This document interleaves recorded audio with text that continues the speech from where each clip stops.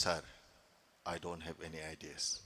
Do you want to know? The teacher again asked. Yes. Then the teacher associated with the student and proceeded towards a cemetery. Mangbam mamada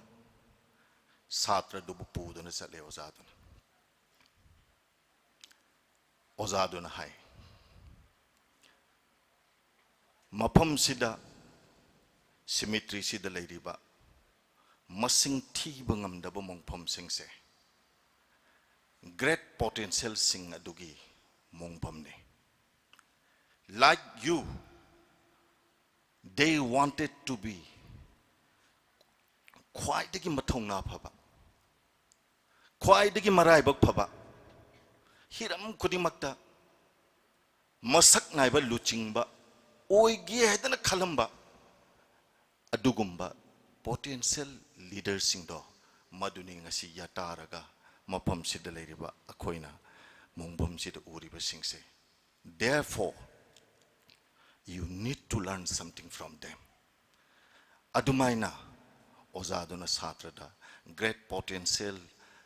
person sigi matangda tentak nai. Then again, ozaduna mo satra duda hangai. Who is the greatest person in the world? Prithibi da khwaidagi kanba mi se kanano. The student responded, Sir, Batman. No, Batman is not the strongest man in the world.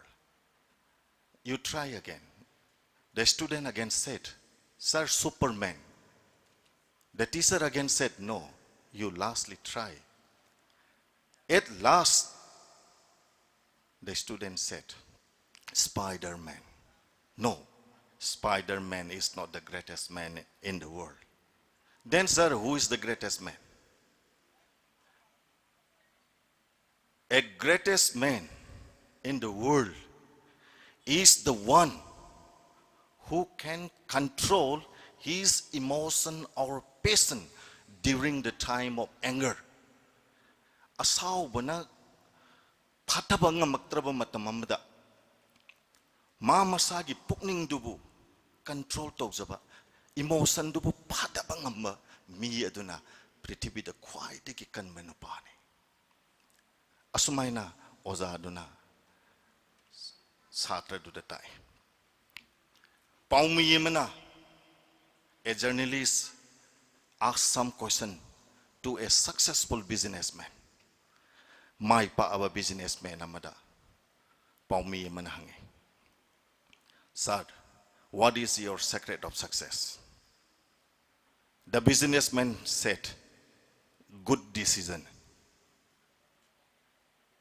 Journalist tuna mohange, sir, how you earn your good decision? The businessman said, from my experience. Again, the journalist asked a last question. Sir, how you earn your experience?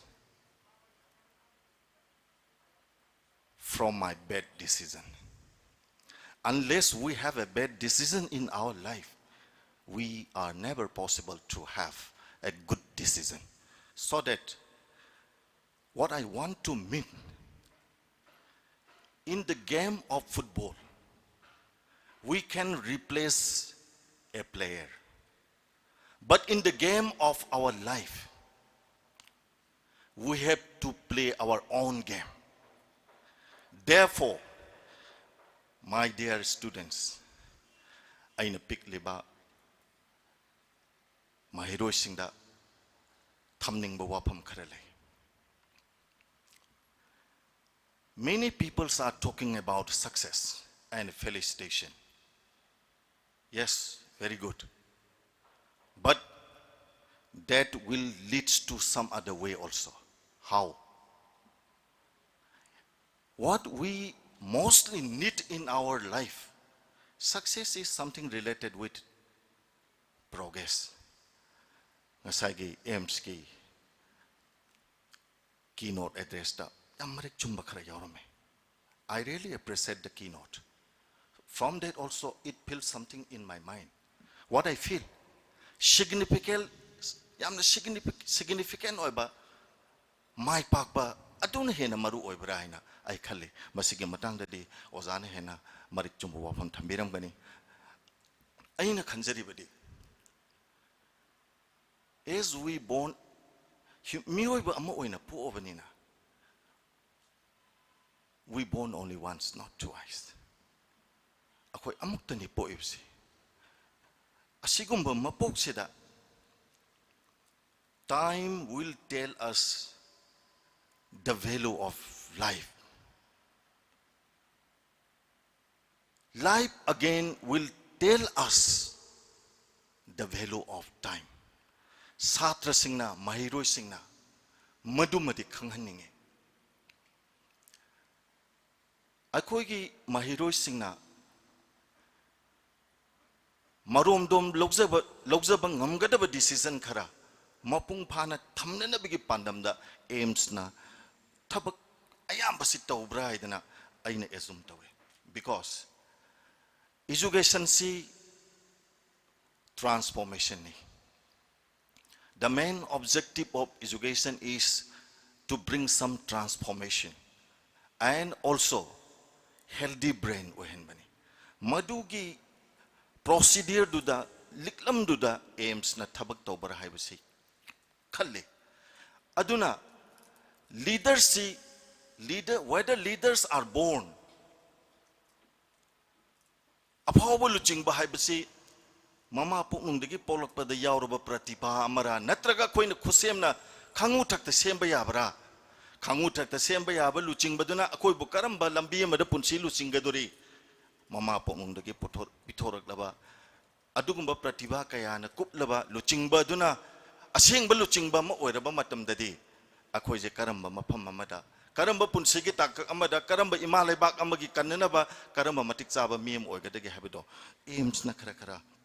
akhoi mayam da phahun badona tawi maramdi akhoi na khalle what is our good life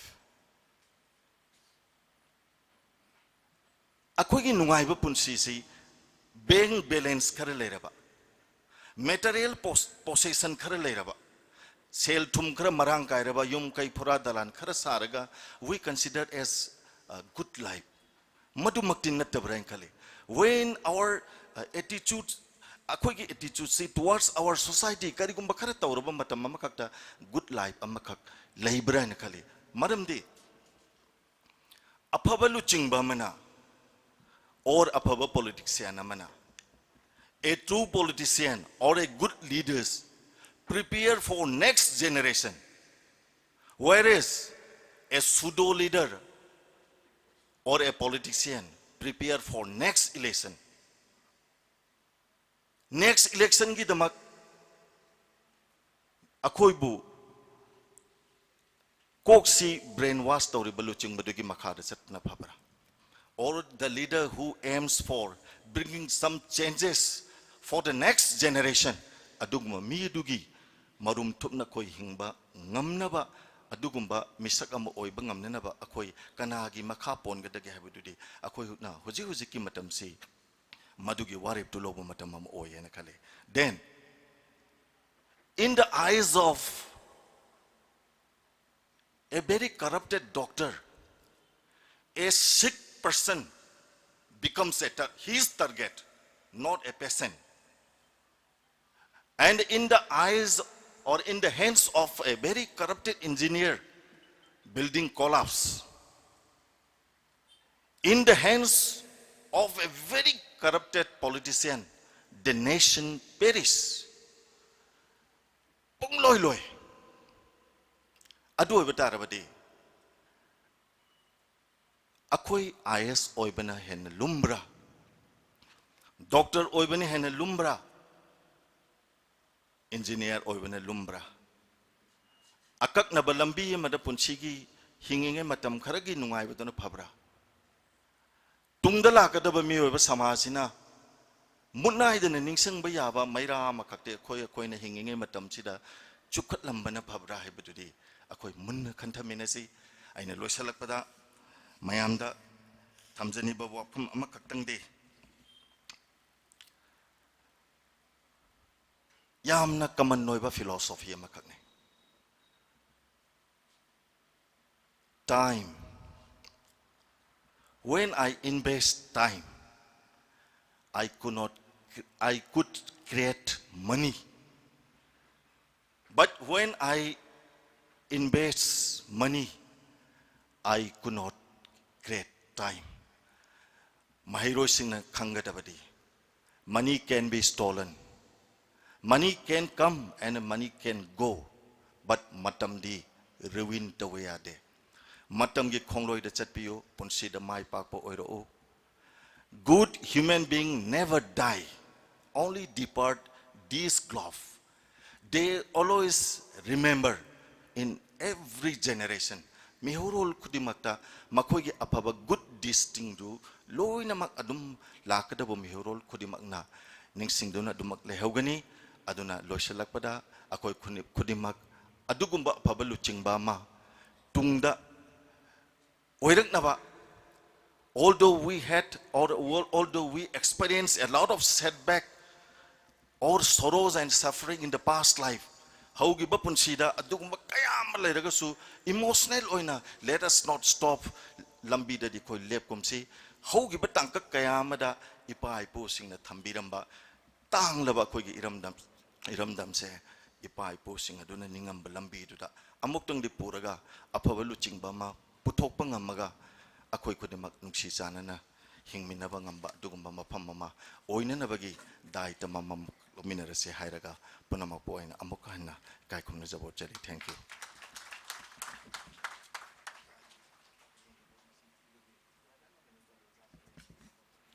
Thagatsari Chet Birendra, Assistant News Editor, Dedike Imphal bu ngasigi thoromasi ekoi matam chana hauna na basem sajabne dubu kudong cha daba khari khajik laibdagi haijakhiba pungpham madumak chapchana hobung ngamjadra kasu ekoi thoromasi mapung phana naba aims ki maike digi honajari thoromasi da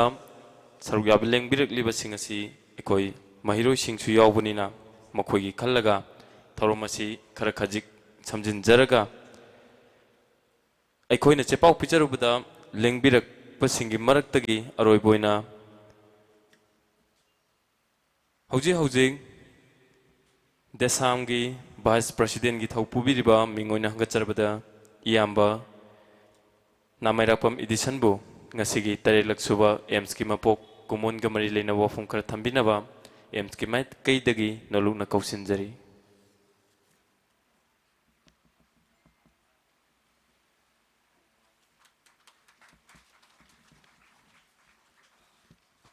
Thagatsari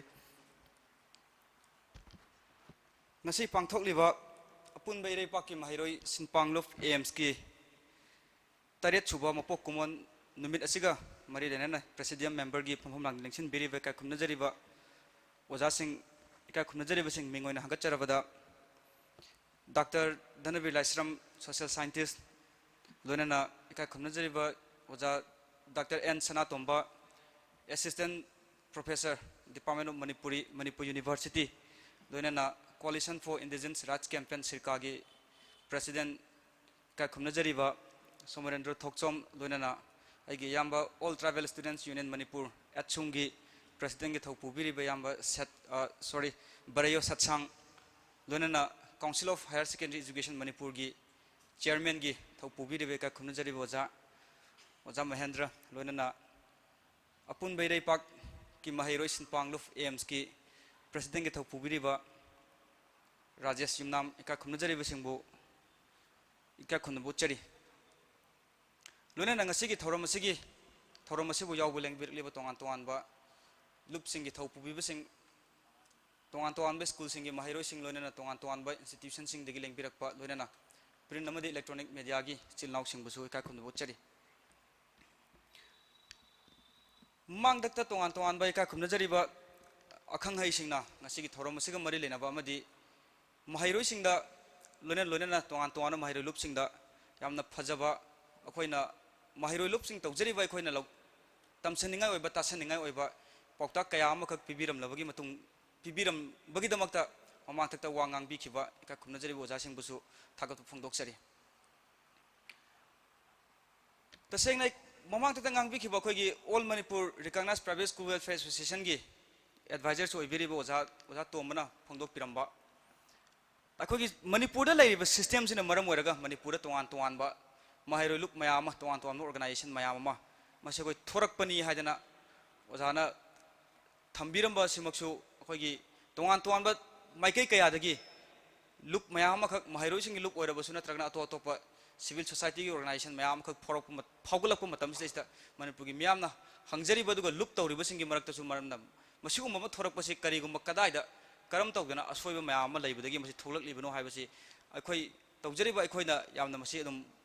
mamang thakta gi su akhoi da hangningai ba wahang amoina masi neinaraga laksa badugumba kano ma wahang am khakni haidana masi koi thamjabaga loina tongan ba kano mayam sina khoi miyam gi damakta ne haidana thabak tawbiri be ka khumna jari ba khoi mayam sina su masigumba wahang sing asigi paukhum se khoi pina na ba adugumba thimin na ba adugumba matang matam adu yaurabra haidana lup tawjari ba khoi da phaujai haiba wafum sima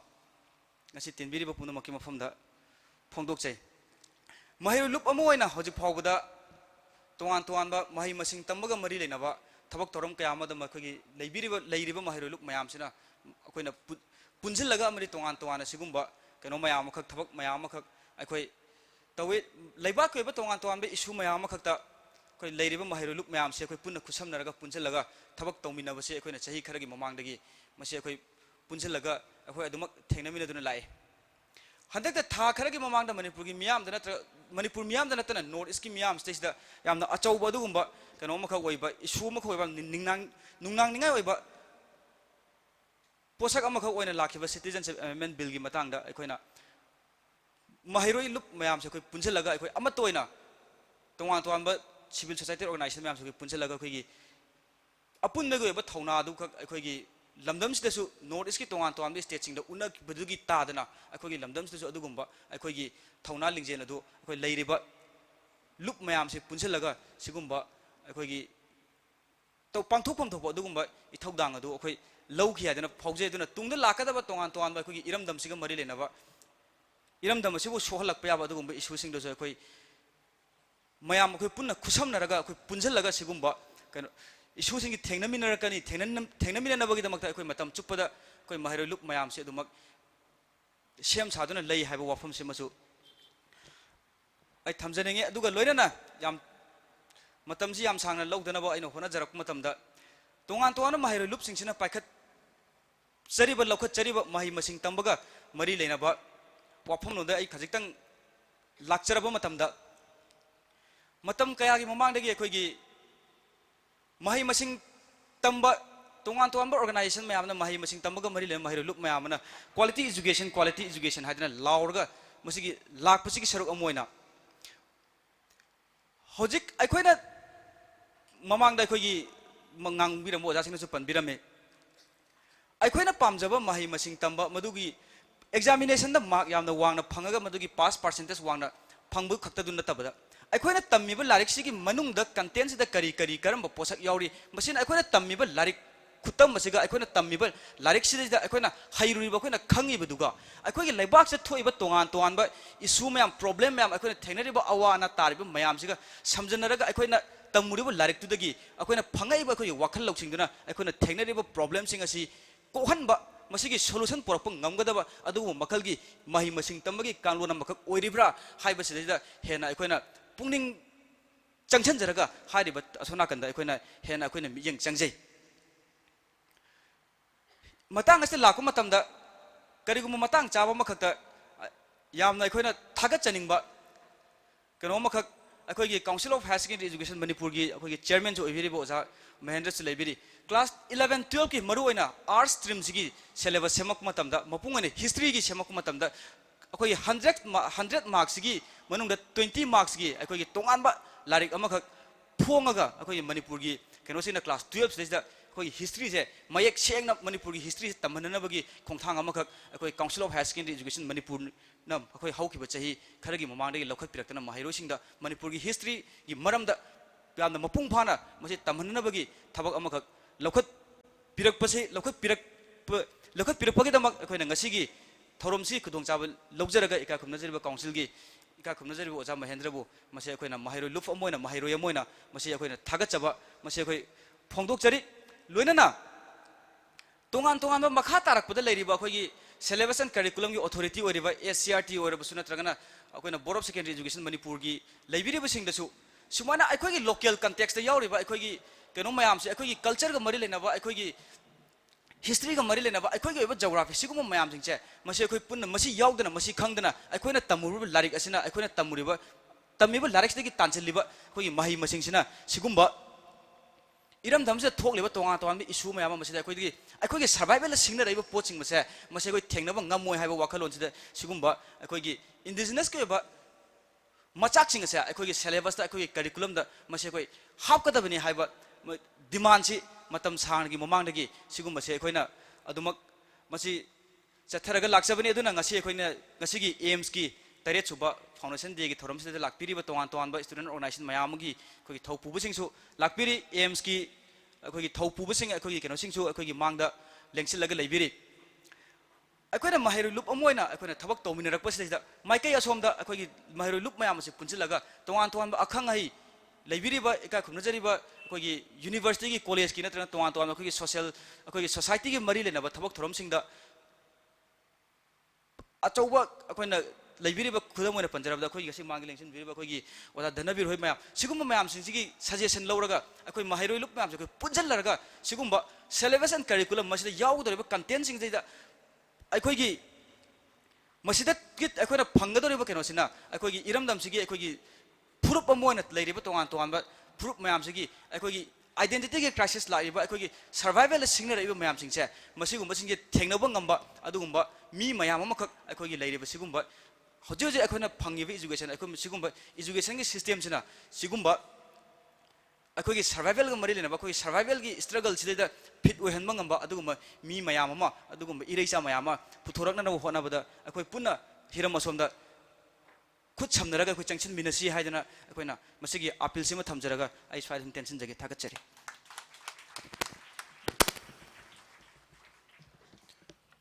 थागतचरी vice president देसाम मिंगोइना हंगचरबदे yam addition मथंग असि अखोइगी AIIMS ना साफोगलकपदगी former secretary ओइना लेबिरकलबा मिंगोइना हंगचरबदा हौजी हौजिंगना adviser की थौपुबिरिबा Longjam अबोथे मैतैबु ngasi AIIMS की तरेलक सुबा मपो कुमोन थौरंग मरि लेना वफम खरा तेंतंगना थंबिनबा AIIMS की माइकेदगी नोलुना कौसिनजरी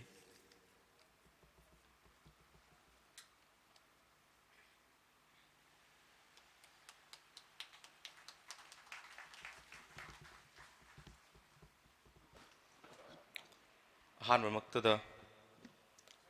लमदम असिबु कोनबिरबा बदौ पाखंबा अमदि event थौबु इकोनोना पुनियमजरी लोइनना ngasiगी AIIMS की तरेलक सुबा मपोक कुमोन असिदा अखोइना हाइजरुबदा हरा हराउ याबिदुना कोई प्रेसिडेंट मेंबर ओइना लेंसन बिरिबा अखोइ मिंग ओइना हंगचरबदा ओजा दरबी लाइसम सोशल साइंटिस्ट अमदी एडवाइजर सलाई होर्डिंग प्राइवेट लिमिटेड लोइनना काउंसिल की चेयरमैन ओइना थौपुबिरिबा अखोइ ओजा एल महेंद्र लोइनना सिरका की कन्वेनर ओइना थौपुबिरिबा ओजा थोक्सोम सोमेंद्रो लोइनना अखोइगी सांगना मियांगी हौद सरुक यामिनरिबा चिंगी अखोइगी याम्बा बेरियो सत्सांग अचुमगी प्रेसिडेंट ओइना थौपुबिरिबा लोइनना अखोइगी मणिपुर डिपार्टमेंट की लेंबिरकपा ओजा सा तोंबा लोइनना हौजिक हौजिक एम्स की प्रेसिडेंट ओइना थौपुबिरिबा युमनाम राजेश मैचै हाइरिबा ओजासिंग असिना लेंसन बिरक्तुना ngasiगी थौरम मसिबो मपुंग फान मिनबिंदा AIIMS हाइजरुबदा याबिबैनतुक्ता अइनाजु थागतचरी loinana electronics media loinana print media loinana tongan ba institution jing dagi lakpiriba Maheiroi singbu supna ikai khumda utchari maruina wangang loi singje yamana maram oirakanda ai tingtana thamjage aikoi ngasidi miyamgi minungsi loinana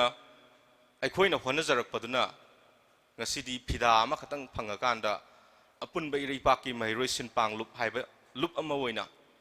Maheiroi khunai gidamakta loinana khunai asida thengnarakpa pirakpa sapu singdubu ngakthonanaba lup ama oina lairakpasi chahi 8 chure ngarangda orboi ningoi aikhoina foundation akoigi ke hetare miyamda declare tawrakandaga press club tagi ga thoglaga khoina gari mamai lerga press club tagi la akanda waheng lakai daga GCLPS student wing gi car flag ka isa mangna founder general secretary ga oiraga haiboi heitaboi matamduda tawgiba aduda mitta sangsang ui haitare adubu still ngasidi adugi khongthangduna khongho mo oirakanda miyam ge ba ihouda saruk yaraga lakhibe lup ama oina ngasidi mapung phana lepadu ngambagi thakto yorabra haina khanjai masinatana tongan ba aikhoigi Maheiroi lupsingna minungsi utpirakanda akoi punminnarakanda thabak thorom kaya ama sangsan minarki khangdaba kaya ama yam angang oina yam nauna akhoigi lupse khongdarakpa aduga educative myam jingdusu yam nauna lakpana maram oirakanda aikhoida lamjing takpirakiba oza jing adaidi leiriba khoi colleague sing matam supada kaujaroi hujiksu kaudri tawbadabu aikhoina madugi matamdudagi ngasi bauta chahi 8 sida ai isana thopuna lamba lup ama loinana miyamna tiar gas marakta natraga miyamgi kholau kya ama lauraga laise manglomda khong thangjanbagi mami imta udaba haitare aikhoina lakpase laibiriba oza myam singsina ju toina media da miyamgi platform da aikhoina su movement kya ama tawdana laise akhoiga society ji education gi dungma kitang nathaira kan haitare manglomda thangjanba ngamdaba masigi asaw maramse akhoije defense khatang adum tawra sat pai tar hojik attack se sung tawb ngamdaba defense ta adum akhoigi organization jing je akhoi khatang gi natte ko sija laibiriba MSU MSF desam ge se suk lairiba myam jing ji defense da loim chat pa akhoina kano development amagi damakta nata pressure ma torkanda akhoigi demand am phangbudi samai manungda amagum khatang oiramba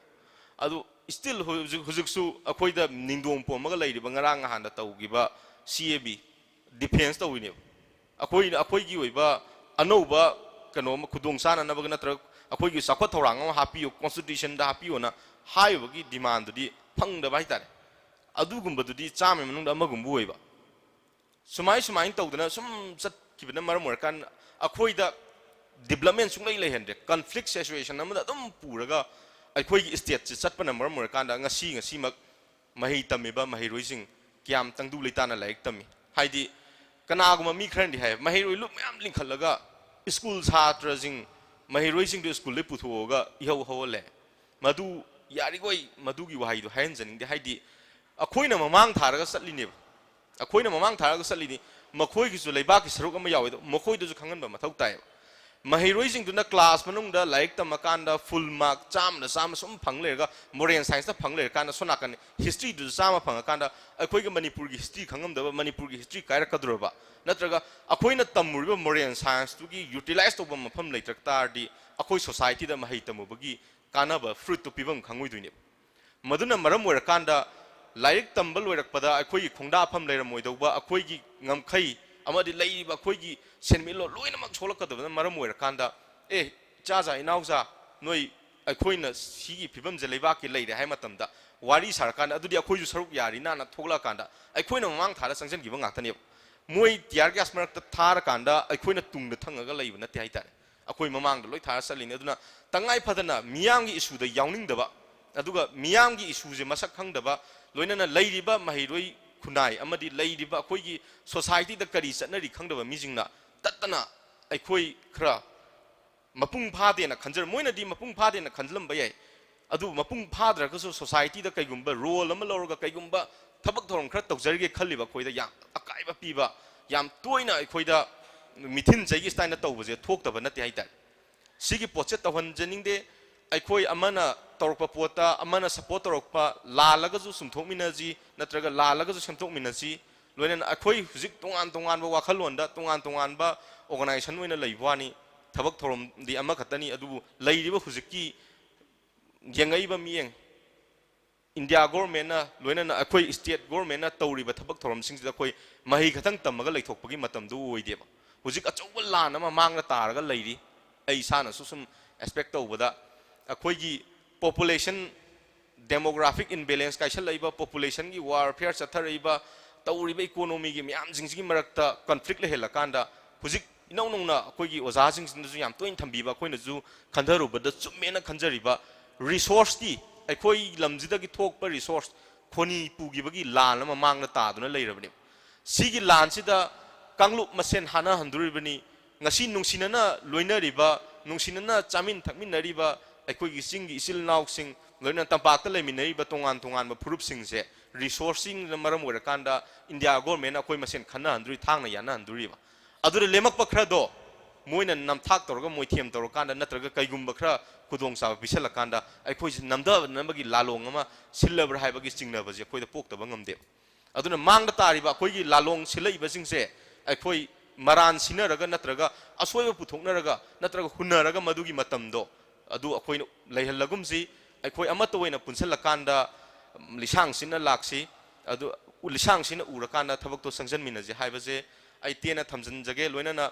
mayam tangai phadana matam kaithokpiraga individual loina lengpirakliba special invitees sing loinana tongan ba oza sing warasuwana kitang akhoi gi program si mapung phana yaubiyu maruiba oza sing ngang pibiriba wakhalon myam wahi myam sing si tasalakanda akhoi mitna kong wakhalok sing oisi du wangang loi yamana maram oirakanda aina AMS ki founder ma oina general secretary mo ina ngasi bo aina miyam gi natraga kaida soigadagi aina isa inausing loinariba myam sing loina na ithak thongba sing si loina jaraga lakpagi wahi manga tradang thamjanjabado aigi oina detention jage Ireipakki Kanglei pakna yai fare long live Manipur long live AMS Tagatjari hujik advisor ki thopu biriba hanana former general secretary lebiramba nungsijarba yamba longjam abo themaitei thoromasi aikoi asum khara khaje dum samjanjarga thoromasi pangthokjage tasengnamak thoromasi gi hojik mamang da soikoi yamba bo thian thambiramni tasengnamak Maheiroi khunai da leiriba aikoi Maheiroi haiba aikose lairik pamba khaktang pami haiduna ai lairi hairabani haiduna ka manungda ai adum laik paduna leib tagadi nakan da igi yena khada natragana ai gi thangnaba surrounding da karigumba crisis ama tholokpa matamda ai ka manung da lairi ai lairik pari haiduna ai shoi haibi yaroi maramdi thoglaiba crisis tugi matungina tawraiba magi problem tugi magi chatharaiba khongjang adagi tawraiba landa tugi matungina ai ju ka manung da leitaga su ai gi yum phanglang phaujalaga orga su amadi adum ai shok kaduineba compulsory ai shok kaduni matamdu ai lairik pari harga ai shok taba yaroeba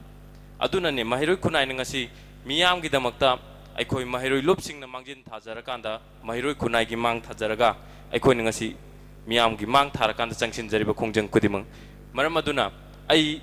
first position ni IPS ni MCS thaduine doctor tamduine lum leiruraga su ai sholokpa matamdadi aina mangjarimba manglando kaigumba aigi disfigure ama isagi kaigumba asoibam lakpa matamda kai khibasu yai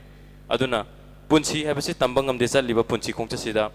amamba tingkhang tumbau kaya ama lei maram aduna Maheiroi khunaina aigi tungi damakta khalla kanda Maheiroi ama oina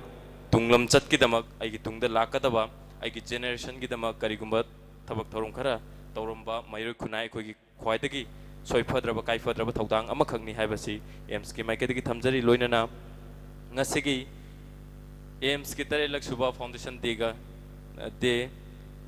hariba mapokuma thorom asigi president member ki famfam langda lengsin biriba sengi maraktagi ahanba maktada kausinjagi mingoina hangatjarabada oja Danabir Laisram advisor Sarai Holdings Private Limited pung asigi AIMS ki tari lak suba mapok kuman thorong ka mari na wafong kar thambi na ba sinjalang jerbi AIMS ki mai ka tigi ikong non na kausin jay.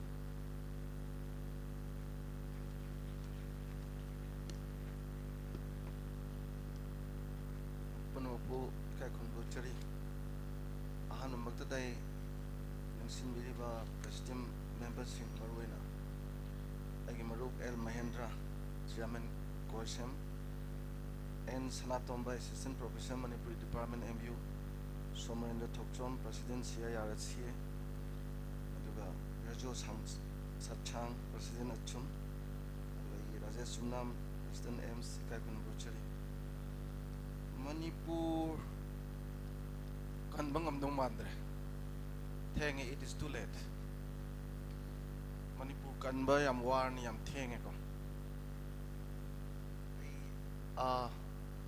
hojik se koi ki issues hai akoi di issue kar lari se kari kari no da number 1 akoi di lari issue se border pillars sangak pagi number 2 caps miyam sangak pagi miyan cha number 3 any senga wari sabagi maram khangdabagi number 4 university da sarang nabagi masi yam live nate mari pa nung siba mi dana khangni mari pa nung siba nataba mi tana khangwai adugumba mari pa nung siba mi akhang madu yam leramadi handaki bot su nungayam gadabane bot mamang su nungayam gadabane mari pa nung siba amatta yaudaba aina masi thamjabai maramde mayam tabiramani kaladal project loire kaladal project haise Raikhang hari ba Rohingya na lariba lamje Myanmar ge sigi sida khoi gi turi nam lari turen ju khoto es maina jahaz sang channa ba ka aizol dagi ni pot lo doisa kari dagi tholai no doglam da China ga India ga lan soknari do te gi nate China na yen mangak man bas lambi impiu aizol ta na ba haiba ade India na pi da ba adu adi bhamapur sin thingjale no ji thingjalis adagidi India zu pangna karigi no moi lambi semge hai thiru kanda awang no phokta khoni nga ngai le chandel uranium tamin da petrol sahi som sing thopol roi doini handak uranium gi ka thengnari do packet ka jaksit ninga yam moibani me amna khangdaba wani chromite sana diamond loi lok dagi moi plan to loi dena hojik se Kolkata dagi na hojiki sidway hariba hojiki Raikhang me am leriba moi gi Raikhang gi konung je sibok si the port si sembal loiraga hithangam sembal loirabane si hithangam sembal loibagi lamji yam yame moina Rohingya tam thoga lori se sigi lamji ni somda adjust toris pillars main yung se leise Brahma dagi lori bulam do adjust torini hojik turenji loire da mai kaladal project si loire ka aduga masigi sida khoini yengbe ar jingam khai hongjalak paduju hojiki khoni longna bane bako mana somda loriba port sariba jingdo adu adjust torini ani subada mi yam changhan doijina kaigino adagi ns nga wari sabada khangan dijina kaigino framework agreement adu da kaim pokinati hariba khoni miyam se leiriba organization makhad leije ns naim ne ana ns naim go wari sanabada india na kaim haidoi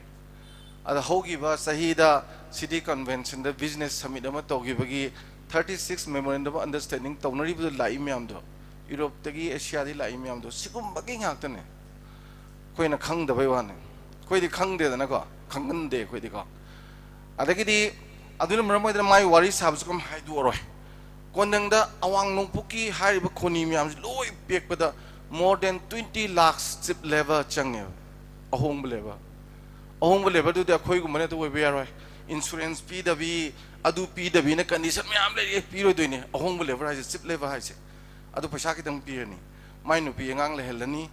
document amte yaudana citizen no yabani na loi pei ngai la ani thabak surani boju thadarani loirani adu gi ni cap adu ada nrc ga tawris adagi di madu me am du khang ka da bisi kana no university gi waja akhoi gumba university sang no zawai ba Levaki lari am paba levaki dang tadi sasam tau ba jain daga changur ba police ngai te phu ba yum daga jo andra gaung lot ba oja adu me am tu ꯑꯗꯨꯗꯤ ꯑꯗꯨꯒꯨꯝꯕꯗꯨ ꯊꯣꯛꯂꯛꯇꯅꯕ ꯀꯩꯗꯧꯅꯤ ꯅꯪꯒꯤ ꯄꯥꯟꯗꯦꯒꯨꯝꯕ ꯊꯝꯕ ꯂꯣꯏꯔꯦ ꯁꯤ ꯌꯥꯝꯅ ꯐꯖꯅ ꯍꯣꯠꯂꯒ ꯇꯧꯕ ꯄꯣꯠ ꯑꯃꯅꯦ ꯑꯩꯈꯣꯏꯅ ꯈꯪꯗꯕꯩ ꯋꯥꯅꯦ ꯈꯪꯗꯕ ꯃꯔꯝꯗꯤ ꯀꯔꯤꯒꯤꯅꯣ ꯃꯅꯤꯄꯨꯔꯗ ꯑꯣꯐꯤꯁꯥꯔ ꯑꯣꯏꯔꯤꯕ ꯂꯣꯏꯅꯃꯛ ꯃꯇꯤꯛ ꯆꯥꯕ ꯑꯃꯐꯥꯎ ꯅꯠꯇꯦ ꯃꯤꯆꯪ ꯁꯪꯒꯟ ꯇꯧꯔꯒ ꯊꯕꯛ ꯇꯧ ꯉꯥꯛꯇꯅꯤ ꯑꯣꯖꯥ ꯑꯣꯏꯔꯤ ꯃꯌꯥꯝꯁꯤ ꯂꯥꯏꯔꯤꯛ ꯇꯥꯛꯀꯦꯅ ꯑꯉꯥꯡꯒꯤ ꯑꯃ ꯆꯥ ꯂꯥꯛꯄ ꯅꯠꯇꯦ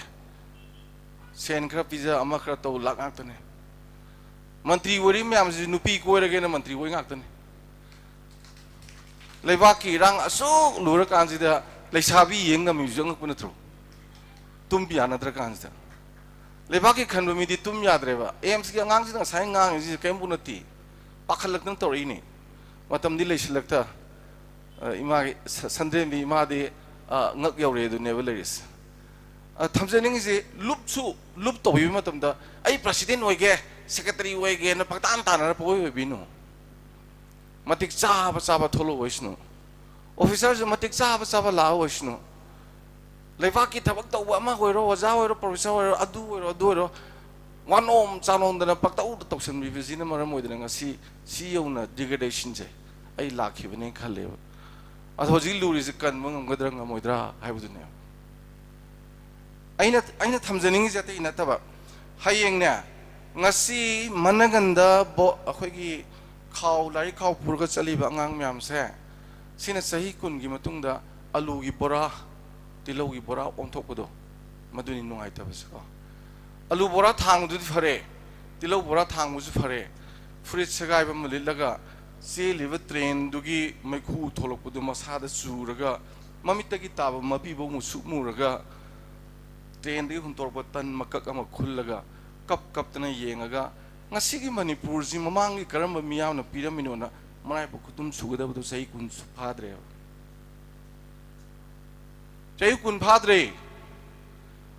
sai kun phadre bani sida mayam loina bakse ai sum yengje bani go sen tal bai thabang tan lannai gi oijaba isagi oijaba kainom gi loina ba angang gi niko iramdam jigi niko tungi miron gi niko ka khan bajidi suyaw yaw dramane khale kaya de laibak thiram ne lari khaye ne kari harau doina jam akhang he ne kari harau doina aigi car tong na ba yum wang na ba adi nupi angang koi na ba yu aw thak na ba orga di lari he ne kay doina aduna kari no fi doi sibo sini angak puni ko aduna aidi han bada satra mayam gi tips hoina ina haining base uzaji na kai ma interest le video de nom lak se counseling to ge ngang sing ko uja hoi ju nom ta harekte school yam bai nung te gi chali ani ahum chali kana ma harekte satra ge lup sing sida jo ina haijare counseling to ji angang ga oja ga ma pa ga bu pharadi nom mai khoi gi future laini within a very short time aina haibani kanam tharekte sen phongoi da ba Maheiroi luba mana ai nek pada kai su pisa phangroi ba moina hairni ai laksilani ising batalama thani ai kar an bajida dum ai ju thau su kai su hapoi adum laani dum chakhrani ka sa pisa phangoi da ba satra ju ko pisa phangoi da ba dikem toroi khoi da pisa phangoi da ba mo toroi aduna thamjaningi je aina khara khanbi oba aina sigi thabak si pai da matik sabra chadabra toke ai bole bada matik sabra chadabra toke ai si to bada matik sabra chadabra toke example lay matik sa right person ma voice nu gana khara khan bi over aduna tradi Manipur kan banga moroi ko we can save Manipur and we can save the future of Manipur ai mas maina thamjage angang sing da ina angang sing tips hoina haining base akoi idm sa ju haizer je satra lup loina ba haizer je ne karim to biru no hoji lei ba semtok pa semjing ba kaim to da ba ko angang miyam je larik tambagi matam jing dang hongtom ba ayuk pung taruk tai barobo loina ba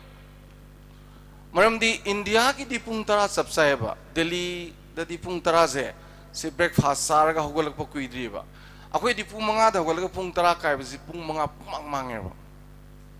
ade hore na mu nudin halani mate khara mu yala le ni hangover kaim kana da ba ade laitam la loi ui doi ni ai sai sum yeng je ba ma sida saru ohum to we ani di ui dom yaw de sida phamize loi ui ni satra ju oja ju ahan lak ju amaju fresh men ju kai ju loi ui ni uiba matam ni se akhoi na lai tam ji uining ba matam ni yum dei chak ta puk thana cha salani ade oja ju uiri tak palari ko satra ju uiri ta ba ai eme lai tak sara ji mai fusti za phana kuin tak sara me travel university da mung tak sara me ko ado ai sum na ayuk si han bai class thok po ji da ngang ui dom te yaute lai sabi masak phajaba ka je dum khap tana dum ui jan masi gi haining ba matam je ai gi kwai de gi haining ba matam ngoi ga da ba office karak pa matam je akoi loi uiri tau lei re horen haining pa matam da suti tha doi masi im to won tho ga ko pung taruk tagi wer ga baro gumba adai baro dagi di lembo matam du angang thabak suning ba isai tamning ba sananing ba sanaba jagoi tamning ba thabak suning ba mama pa sing loiner ga leimin ba khot pa yam thi kana ne khale natra dekho ja ayuk slow ya da ba nungdin ju low ya da ba yam thi mange ba ko ai masi mitang lup myam tor ga satra gi hona bir ga ai masi sum thoku phane khale traffic sukhra handani ade mama pa su jam nungai ni loina bagi sang na matam leini ko ai masi ma ton janingi aduga ahan bada matam jiam leita bani na am sang ngang jara roi thamjaningi di hayeng tamelong gi thau ji soidin lok thola ani ko ada sahi chahum changa da ba sustainable use do moi sustainable development do sahi kunthra da sang lok thor kani ara sen welina chappa ga summa ga lebak du thang pada lebak mayam du matak ta loi lerak pada nong taraga ising center pada tawda ba pukri da pat turen da sanga khoi mi mayam je bom tu dani na ba na ta lahu thili mabuk nari makok chili tawdun kanada da hoji mak thok pani horen google sanga hoji yeng asu yani extraction of the sand oil in Canada and ti yeng bi ani mobile da ka urani adu adai somda lokthok ko dori ba khoi uranium je halante hangdo loi tham Jharkhand da hoji torim adu ju google changa yeng bi extraction of the uranium in Jharkhand na adai uranium magi radioactive hydroga akoi ba le mi yam je pai ba yaw ching ba yaw atom bom ta ba do no ko adai angang ji mi ro la ni adum miscast to rani hoji thoi ni se it's happening khoi to do ni adai si lokthok ko dori mi yam ji na part 1 rani puthar rani art science ki was a fa na hayam once masi torokana si dum part 1 rani pungoi loi dam ni manipur loi ba India na one of the most powerful and superpower countries in the world with ni aduna aina thamjaning se sigum mayam ji akoi thengna hu bu change ba masi lebak si gi khangai amata thoi yaude MLA mantri da habu ma thoi yaude dagi thau pu bi ba phaw mayam da habu jam te laude tabi de hi tong is pulap ni foraga lupa de moji yaw ni khang de mogi hi duna tongan bai type to ko we are in the same boat no lupa matam da karo yum awang boloi lup to maram di hi manung da khoi mata ne ko aduna angang sing tips soina in haining bse akoi question hang bakra toy se Einstein na khaibudo don't stop questioning na wang hang belep no akoi je wang hang da yam kwere ko wang je hang di loi tholak ka da bani tholai ba pon mi am du na maram moi dana nang adu tauji irang hauji ada tauji ka kaim haining ai lete thawoi na bot khom do khomi je kaim bokin na te wang hang da bagini an wang hang je wang hang ba lepa khunai do lupthar ba khunai ne larik tam de am harau ningai wai de India ji larik tambagi rank ta 168 ni mithi ni pithribi gi lam mayam gi maning ni India gi lari matam je India gi pithribi gi university cham gi mongda India gi university im manung da chang ngamdre pithribi gi university cham im manung da akhoi gi India university im da chang ngamdre pithribi gi larik haibagi ranking da akhoi 168 ni pithribi gi larik kwai gi heriba one of the most educated countries in the world hariba Japan da syllabus late pai syllabus ka phang na idiam taning de textbook adu da moi textbook late akhoi gi oja akhoi gi mama mapa akhoi gi satra na karib da khangdra like tam doi ne ba oja kana no khang pon de ne oja ju satra joi like kar gi tamino khang pon de ne mama pa ju angang ji like tam ka do chalali no khang pon de ne wang hang da bagi ne paisa lupa tara piraga bazar da kenu kari leiru so po hai po tu ndar po lei so thadura nga nu kai lei doino koi ja lei ta ne adu ni tawise aduna aina haizari se nongma ningsing biro counseling ai tokjage angang singko maruina hojik se India gi wena yam sori se aikoi se ahanba education gi interpretation da ngalinga gi ar ohum leire ko reading writing arithmetic pabane ibane angkane masi akoin like tamba kormi ngalinga de ko adubu 18th century gi loisilakpada mu ar ohum ji change tawi kamai tawi ahanba ars in reformation like hairadi awon ba poro habani fataba potudi won to habane ba change mo poro habani ani suba ars in refinement fataba legadi chumtho ising anei badu filter thada badona ado akon be ars in resourcefulness adu ngamge di pau thiu yengu habane ba paganu habana teba aduna adugi ar ahumje ngasi di mu sanadre no hong tokreba h4 kamaina khangi ba gyan do ahan bage spoke to the half haiba head adu khangi ba gyan do h heart thamoi de law haiba adu ga hand thaba oin to haiba adu gi damakta help na sa phau haiba masiki je India da lariba like tami mayam jinane Manipur da tami ba like mayam tami jinane nong mane hek thaba oin pangthorap numito India will be the golden peacock in the world hai Pitribi the India je sanagi wahong wene na India na first ta do ni hiram kudi makta ado India gi na ke dawi like si tamba khangmu myam je kok ta khang yaw ba thamoi da ju lak ta ba khut da ju thoki da ba aduna ne 168 ranking de le je ko ana khoi khangi be photo kok ta officer loina ba khangi ni ne I am paid for the service of people I am the servant of them, I say. Larik ta yaw ni se. Officer ko loina bakse miyam gi manai ni. Ako na sari ba tolop se moi gi seva gi ni khangi ne ba. Ado officer ma ta sar hai da di phu mi yaw ni. Boss ni ne le ne ba. Kaya mu larik ka wona rake du yemo ba. Ade gi di mu ako gi yam nungai ne. Oza mi yam ji human engineer hai ko. Human engineer hai di mi sab engineer. Ade sigi school je mi sabagi factory ado wazam da khang ponte ba aigi mon graba kuchina nungsi chawba thamoi yorba gi kuchina lomi sinmi doctor engineer mathang tapna mol torkanda malem gi chawga thona uda amam toina thamak padu chen ba khutto adugi engineer do aine ji khangamadi nupi jan mangal ligi nganu huralami mantri werga sabna sare adu werga ha mi jam utholoi ba aduna ni malem gi sakhut pulam jingna oza yam bebhar torise America da oza ga scientist ka natana VIP ni habia de aduga France ki doctor chokri thara phamba yare se only the oza German gi kwaidagi kwang butolop se oza aduga Japan da ne oza da phabe yaro sarkar ya ba lodana aduga South Korea da ne hojik ne akhoi gi mantri jingdagi hena oza na facilities me am phangni Pitingi lam yam lay was Adam Nundo, Kagino, Moy Kangeva, they are the human engineer. There was also a human engineer, Nick Kanglei. Are they angang light the Mimiam Zinasizo, a queen light the music Karigino Kangaroi? At the moment passing a zoo, is at Harris Kagino Kangaroi, Imphal Hapa, Kaikari Hapa, Pironistita Piba, Aduga Ben, the Hakalakanda, by to Wazimun, I will model is a devil. Aduna aina thamjaningi di hokji angang topper ni kaina mayam opiri mayam je loi ma ga dong akoi di kapning e moi mayam larik pha mayam ji ur ko amti yeng biu ne hoji ko chatna amta research ka khara tobio satra lup sing ju khara tobio IS officer gumba IPS gumba aso to mayam je moi ji yankhai mukdang case study amtang tobio laikai ga yam nung sina ba yobra laiba ki thabai ngang thawayam yobra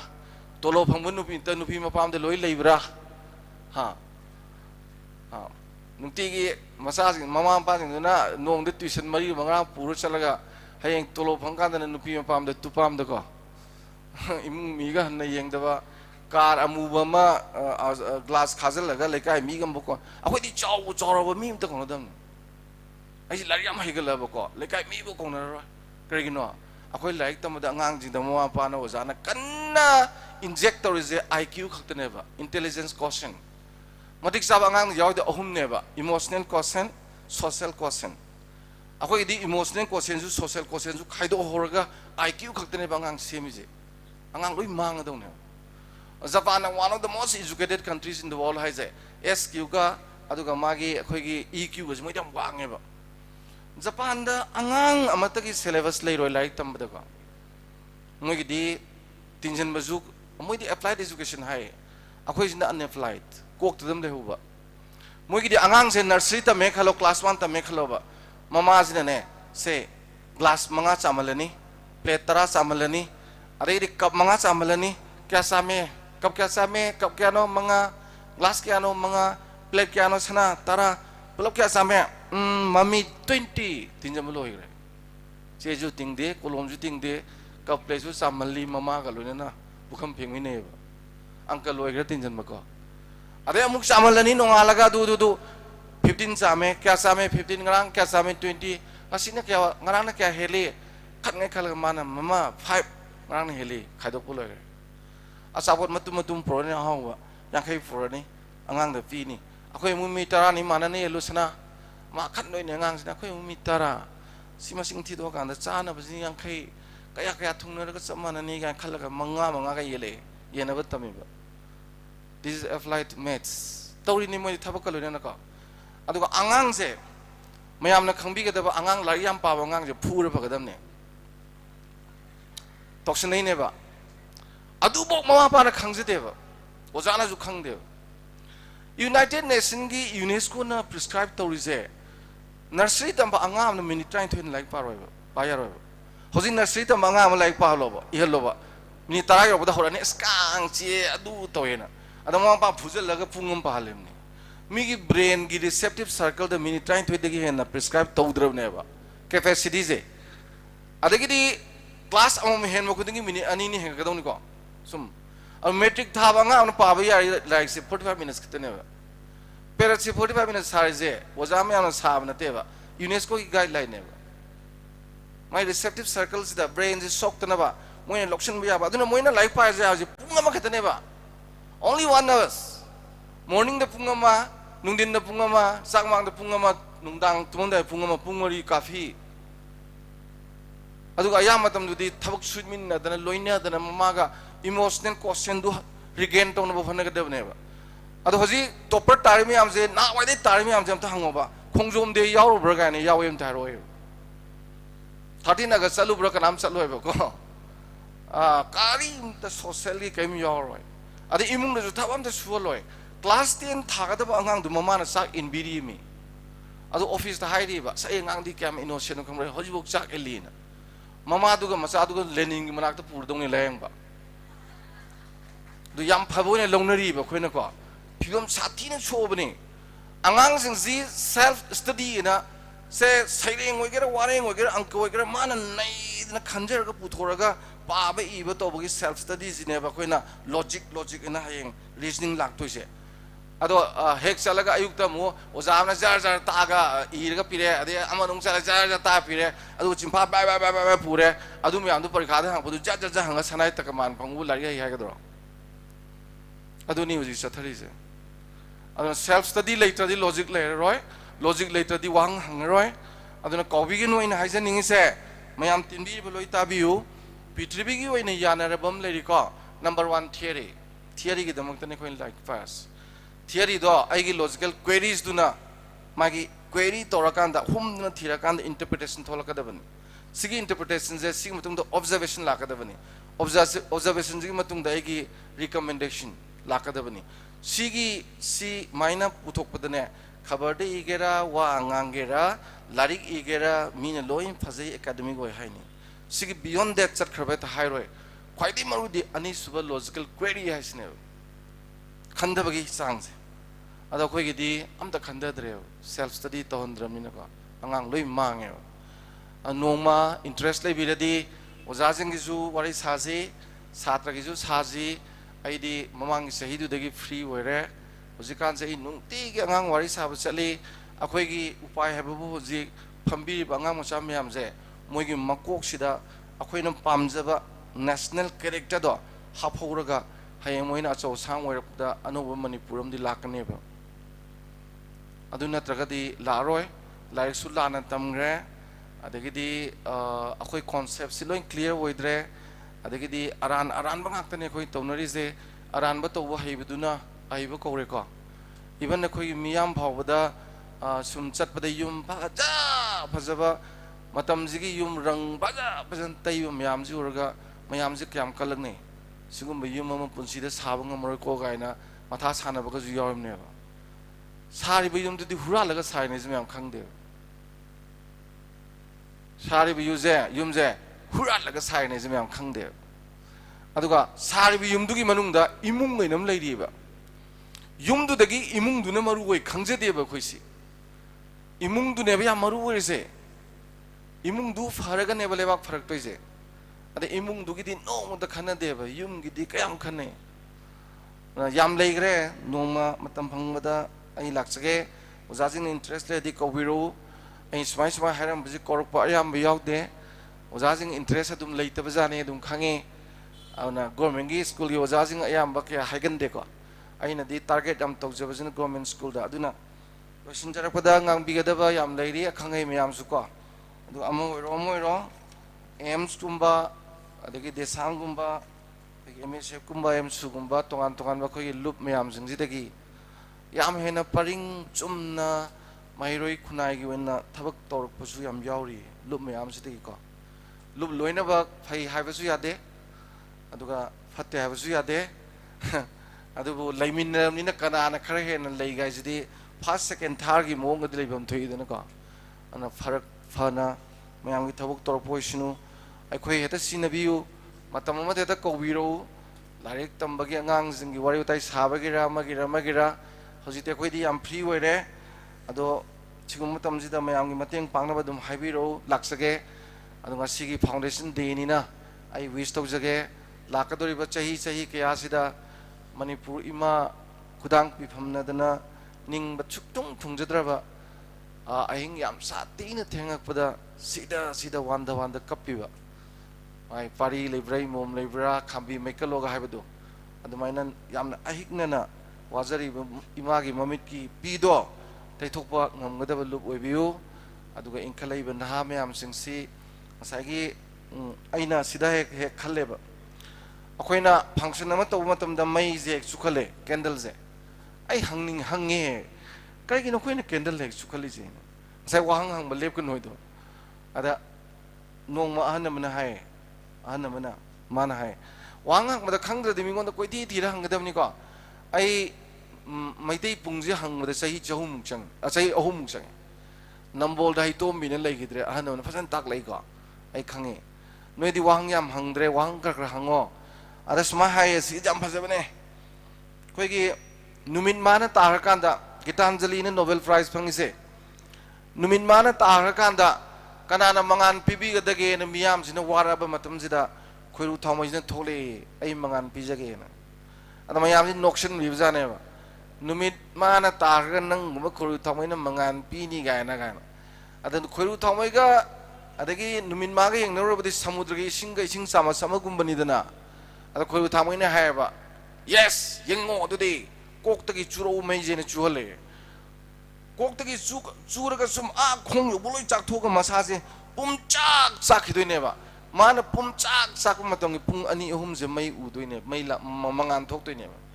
adane ba koina wai silori ba larik pa hori ba mai lak to matam da ko ado mombadi ji kaim natte ba candle je ado masase loi chak thokpui ka thokpui ne mangan thoise ado noi khoi kaim natte ba we are nothing in comparison with others akhoi ga je kaim na che deba adubune Ireipakki niko iramdam gi tungi mirol gi niko ina kharak ka to ka thabak toraga diwa mangande dum mayaw baneba aduguma mayam mangan mayam duni yamang ko iramdam maimam gadro ai soidna mai ngane khali ado phamiba ngasigi yang lauba na singi khuba manungda tungi manipur di leirabane duna noi kra seriously thabak tobiyo na khale si haijaraga punong thagatsari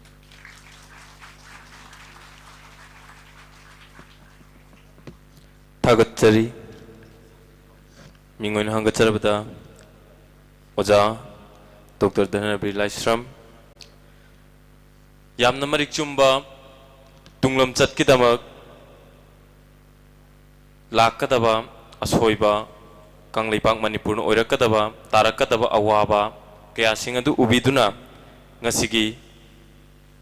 Apunba Ireipakki Maheiroi Sinpanglup Aims ki tare laksuba Sapong lakkiba mapokumon Thoromasibu yawba lengbirek liba Maheiroi sing amadi oja sing loinana tongana aikoina chepau pijaruba matamda harau harau yabiraktuna lengbirek liba khwai khudingmak aikoina hana khangamdaba Maheiroi singnasu aikoigi school da classroom da oja singna adagi coaching mafam singda aikoibu takpiriba oja singna takpidaba kayama ngasidi aims ki foundation day mapokumon numit ki thoromasibu yawba lakpa matamda adom adom gi isada thoidokna hentokpa knowledge kharakhak phanggadra habisi aims ki maikedagi thajabani aikoigi ngasigi president member gi famfam langda lengsin biriba sing asi thoidok hendongna Manipur gi damakta miyam gi damakta mangjil thana aikoigi thawai asi miyam gi damak kathokjage miyam so aikoigi tung inbira haiduna khut wangna thangkallakanda miyam gi mang thana chachage haiduna khong launa thanglaga adombu ngairaga amadi adomna lakpa yengduna adom gi damakta mang thara chatlage adom su tung inbiro haiduna khut thangkallakanda kauriba adugumlaba aikoigi tunglam chatasu aikoina dum lamjing maira oina uhoroga daba aikoigi luching puren singni ngasigi thawamasi aikoi makha chathajarakpa oina president member singi famfam langda lengsin birba singi maraktagi ming oina hangatcharabada hauji achumgi president gi thawpubiriba barayo satsangbu ngasigi aims ki tare laksuba mapokumonga thorongga mari leina wafum khara tentangna thambiranaba sinjalang jerbe aims ki maike degi ikongnon na kausinjari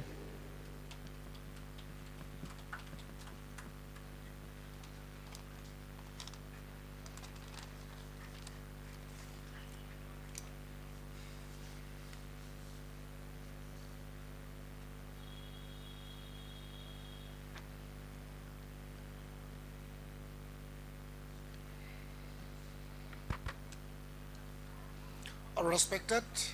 Al Mahendro Chairman COSEM, Dr. Thandapir Advisor, Salai Holdings, respected and Sanatumba, Assistant Professor Manipuri Department, Manipur University, Somorendro Tokchom, President Sarkar, Rajesh Yumnam, President AIMS, President MSF, Vice President Dasam, students community, ladies and gentlemen, distinguished guests, I bring greetings from the Office of All Tribal Students Union Manipur.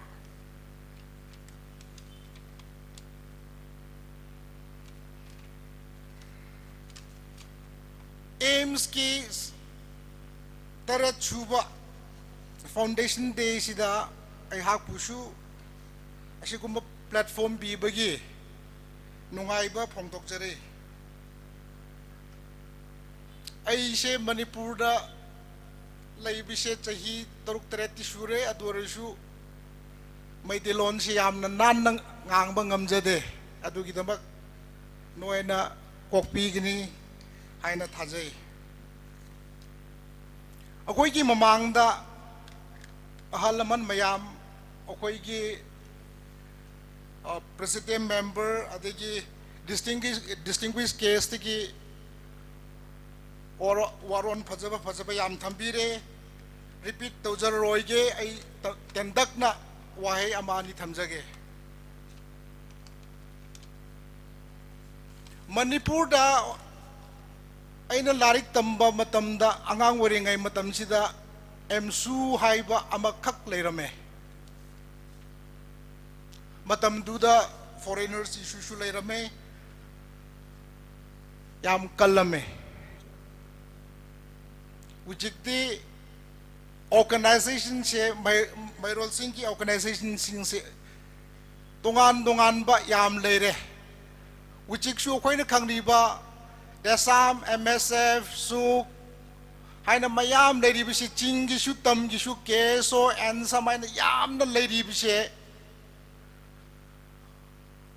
mahusani aina khansi Apunba matam lei kai ba matam su lei punga da ba matam su lei gi ne aina khalli ujik tongan tongan na leijaba organization mayam se organization ki matungina objective ki matungina tungana leijara shu when it comes to issue my role ki issue leipa ki issue lakpa kandati akoi punna chapminai khongthang phajana lominai haibisi aigi mitta aigi experience ta uba phangjai ujik se aims haiba organization issue all tribal students union Manipur chingi organization amabo invite daujaraga shumaina platform pibise asi nasu khutam waraga saki wa halle habisi su haijaningi ujik se aina thamgadabo warol ama ni khakta thamjage tongan tongan na taba warasu tongan tongan ba organization mayam leijarasu okoise unity haibise punba haibise yam trakar woi haibise haijaningi ujik Manipur sida issue yam lei rabasu okoi pun dabagi wakan mana dabagi okoi gi target okoi gi objective to okoi thungba ngamdaba yam lei secondly Maheiroi singbu haijaning ba amakhak dalei ujik leriba leisapi macha Maheiroi khoi pakhang macha students mayam se haying gi pillar oigedabni aduna ujik larik tamba matam sida ujagi masak u khangraga ujana haibi illaga fajana tamhaudragadi akhoi gi nation akhoi gi Manipur state haibise lekha tarani aduna oja woibiba satra woibiba mayambu satran na satragi activities utpa ojana oja woibigi sakti ama ullaga angang khoi bo fajana semba haibise akhoi gi mathauni haibise hairaga mayambu thank you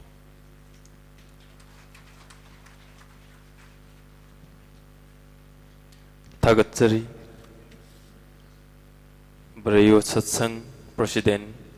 All Tribal Student Union of Manipur Thormasigi Makasa Tazarapoina Hoji President member singi from Landaling Sin Biriba Singi Maraktagi Mingoina Hangatsarabada and Sanatomba Assistant Professor Manipuri Department Manipur University bu ngasigi AIMS ki mapokumon ga marilena wa fung khara tentang na thambirana ba senjalang jari bi AIMS ki mai kai dagi iko non kausin jari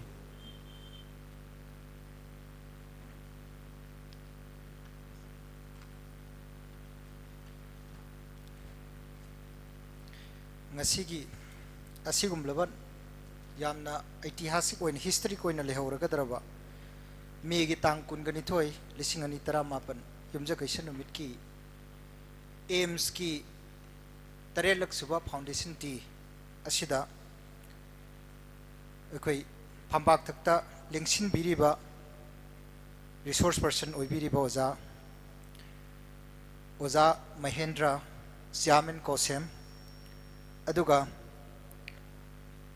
कोई social scientist doctor धनबी Laishram लोइना लना कोई सिरका की president ओजा सोमरेंद्रो अदुगा भरियो सचांग president अचुम अमसुंग AIIMS की नाव राजेश युमनाम लोइना तोंगान तोंगान बा student organisation की मांग दलिंगसिन बिरिबा अखोई थौमी Singh aduga ekoi learned scholar oja sing ima sing amasung thoidok hendokna Maheiroi khunai loina na print amasung electronic media gi marup sing tasengna ngasigi asigumlaba tarelak suba mapok kumon aims ki si lakpa matamda ihal hanbabada aina Apunba Ireipakki Maheiroi Sinpanglup aims ki maphamda yaipa mangol thongni si ekoi pijabaga loinana tungi sahi amagi term se masigi term sitaida mai pakpa Manipur khunai gi damakta masak thokpa karigumba kharadi ulamdana aim saiba student organization ama lairi haibase masigi footprint ama khongpham ama pangba thopangba ngamlasanu haiba adugumba ekoi koi thaujalado ahanba maktada hyak koi taibang semba mapugi maphamda nijage tasengna student organization hairi se Maheiroi singi loop an haibasi si Maheiroi khunai gi damakta kathoabani Maheiroi khunai gi damakta aikoina lepibasida Maheiroi haisidai akoi kwaidagi maroina ngasi khunai sidaida maning halakpa ngasi khunai sida khoigi tongan ba makal gi magi samaisa miyam problem miyam issue miyam ma masi aikoina karamna masi kokadage haidana khanbada wara ise masi gi kwaidagi maroiba factor amadi karino haiba matamda larik haiba masing watpada nati larik haiba masing di akoi Manipur da sahi khudingi Manipur khunai gi hoini yang pamatamda council da adigi board da adigi di graduation gi level university gi thakta pass percentage sum henkalai adigi afaba angang first position holder lorei ba gold medal lorei ba angang sing gi percentage yang pamatamda 99% 98% satlaga sidabu kramai torga ikoi khunai si chauthani maning haningai kari leike adubu halli asi ikoi gi khunai si dai de maiki khudimak yengbada socially economically politically yang pamatamda ikoi se si ikoi hingbada kayam sangna hingadoino haibasigi masigi yam doubtful oiba singnaningai oiba phibam amada nungnangningai oiba phibam amada lai masigi kwaidagi maroi factor se karino haiba matamda mahei tambada sangiba polam ahum soibana ne number 1 ihalan bada soiri si kaino school gi curriculum and syllabus number 1 number 2 ani subada soiri si karino haibada mahei khutam ji soiba number 3 ahum subada soiri sina karino haiba matamda akoi gi magi teaching method amasung teaching administration ahum hairiba ahum ji soirak padagi ne aduna syllabus si yengakpa matamda akoi mahei masing amasung lairik laisu na hairi se Mahei masing larik laisu harak pasidai koi lauri se mahei masin na taraiba masin je koi khangdre larik laisu harak pasida larik si haini aduga laisu gi saruk se koi de wat le na mahei hairaga masin sinpham se masi sima kari tawgada ge haiba se masi koi gi syllabus de yaute adagi larik hairaga larik tudang chimpa pugiba tenawa marol tambi badong na tamaga chimpa pugiba aduga laisu haiba si ki part se madudai da koi de wat pa madugi sarukse mengkhadana bagi damakta aikoi syllabus se masi nahongna na semdokpa msangi adu natragadi hariba syllabus daida koi ngasai su koi gi aims ki magi koi gi kano amana koi gi desam gi gen secretary vice president na koi haibiramba council gi koi oja Mahendra na ngasai gi magi leading role lodana mana koi gi oja na koi Manipur culture amasung Manipur history gi damakta syllabus makun gi syllabus ama semaga larik oina anouba larik ama tammi ga haibase yamna koi appreciate tongningai oyeba maram di kai gi noibada akoi da nationalism and patriotism haibase akoi gi culture akoi gi identity gi mari leinana masigi akoi di yori bang sai haidi candle jina loina mak matomda chakthia ga mangan pi my sacrificing spirit am jaw yaido akoi di yori ba embed toraga akoi da phumma ga yori ba sacrificing spirit to akoi phudoro yadre ba quartet ma akoi yam thana akoi gi plastic quartet ma akoi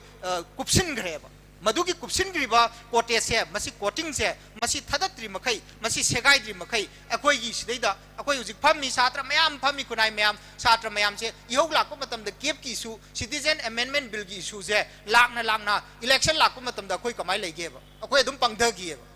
अदा citizen amendment bill की मतंग से मांगोंद तादन लेरे अखोइ कयाम सांगना मरैबाक निंगे सिनिदा अखोइ कयाम सांगना कयाम कुइना मरैबाक निंगेबा अखोइ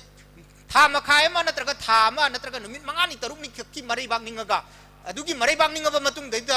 government गा नसाइगी वारी सानाग्रबा मतमदा वा हेक वारी सानागिबगा अदुम लोइ तेथर कांदा अखोइ करी द यानरी नो करम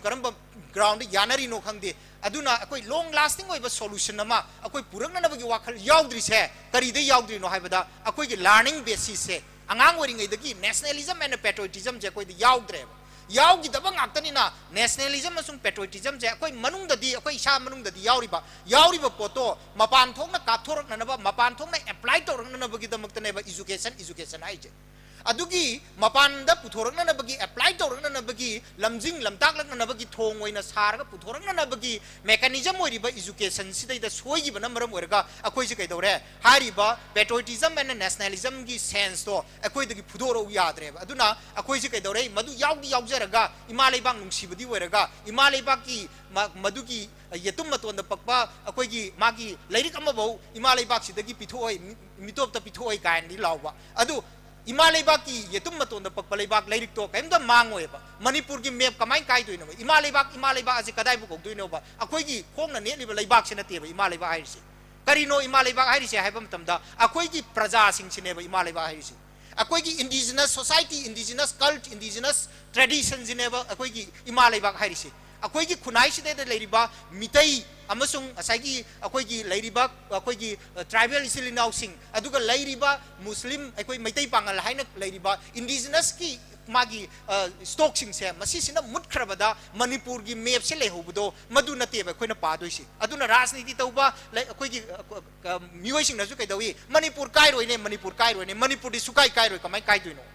मणिपुर कायरोय सुंकाय कायरोय मणिपुर अदम लेहोरदौनी अखोई सिग्रजु दम लेहोरदौनी अखोई मुटखरजु दम लेहोरदौनी अखोई मुटपदुनेबा मणिपुर कायबा हाइरिसि अदुरगदी अदुगुंबा सिटीजन अमेंडमेंट बिल गुंबा नत्रगना अखोई की इंडिजिनस स्टॉक असे मुटप याबा अदुगुंबा मखल की अदगी हुजी लेरिबसिसु सो पार कायाइबो जेनेटिक टेस्ट अम तौरकांदा अखोई कराइबो ई असेंबनो येंबा याबगी फिबम अम लाएबा खोई हुजी अखोई जे ई मुक्सन ngaktaनेबा खोई जे यानजन नगरबनेबा अदुगी यानजिनगी बगी अखोई की कल्चर दा अखोई की खुनाई सिदै दा यानजिनबगी मसक्तुना कैदौरे हिप्नोटाइज तौगिबदुना अखोई से अखोई ओइने हिंगबदा अदुंगै कैदौई पामैबा महाराज से सरायोंबगी मतम सिदै दा लागा विष्णु गोस्वामी अन लागा मदुदैदा ngसाइगी नुंथिन चाइबिगा पानारकान सिदैदा पामैबा मिरोल अमगा असिदे अखोई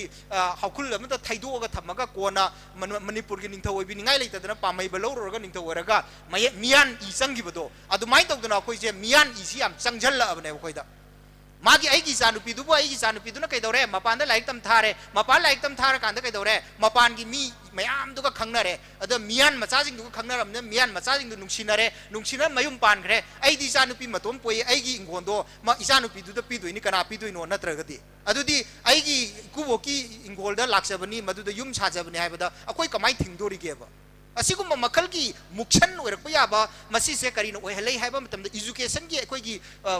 मही मसिंग तंब सिदैदा कैदौरे बन ब्लॉकेट जाम तोइसलकपा बन ब्लॉकेट तो लैजिनत कराइ दै तोइरै बा हाइबा मतमदा प्रॉब्लम मैम जिननेबा प्रॉब्लम मैम से करी दै थोलै नो हाइबा हैंडल तो बाइ दबैनेबा प्राइवेट स्कूल दा पुरंब ओजा सिंह तो मदुदु कैदौई गवर्नमेंट स्कूल की ओजा कौरे तोलोब चाउना पिरनी लिसिंग निफु पिरनी यांखै पिरनी ना एडवर्टाइज तौर कौ मतम दा मोइ जि थाब यावरे अदुगो मोइ दुदि मेरिट लेरबा मार्क वांग खल्लगरे इंटरव्यू दा खनगरे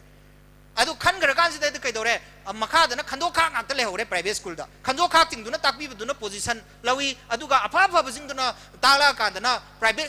गवर्नमेंट स्कूल निल चले फ्लॉप चले अदु करमाइ तौरैनो अदुदि सिस्टम जनेबा अखोइना लौरकदुइसे कैनो नंबर 1 अखोइगी सिलेबस सिमा सेमदोकपा नंबर 2 अनिसुबा जिमा टीचिंग मेथड सिमा अखोइ खोंदोकपा अदुगा अमना एडमिनिस्ट्रेशन जे नंबर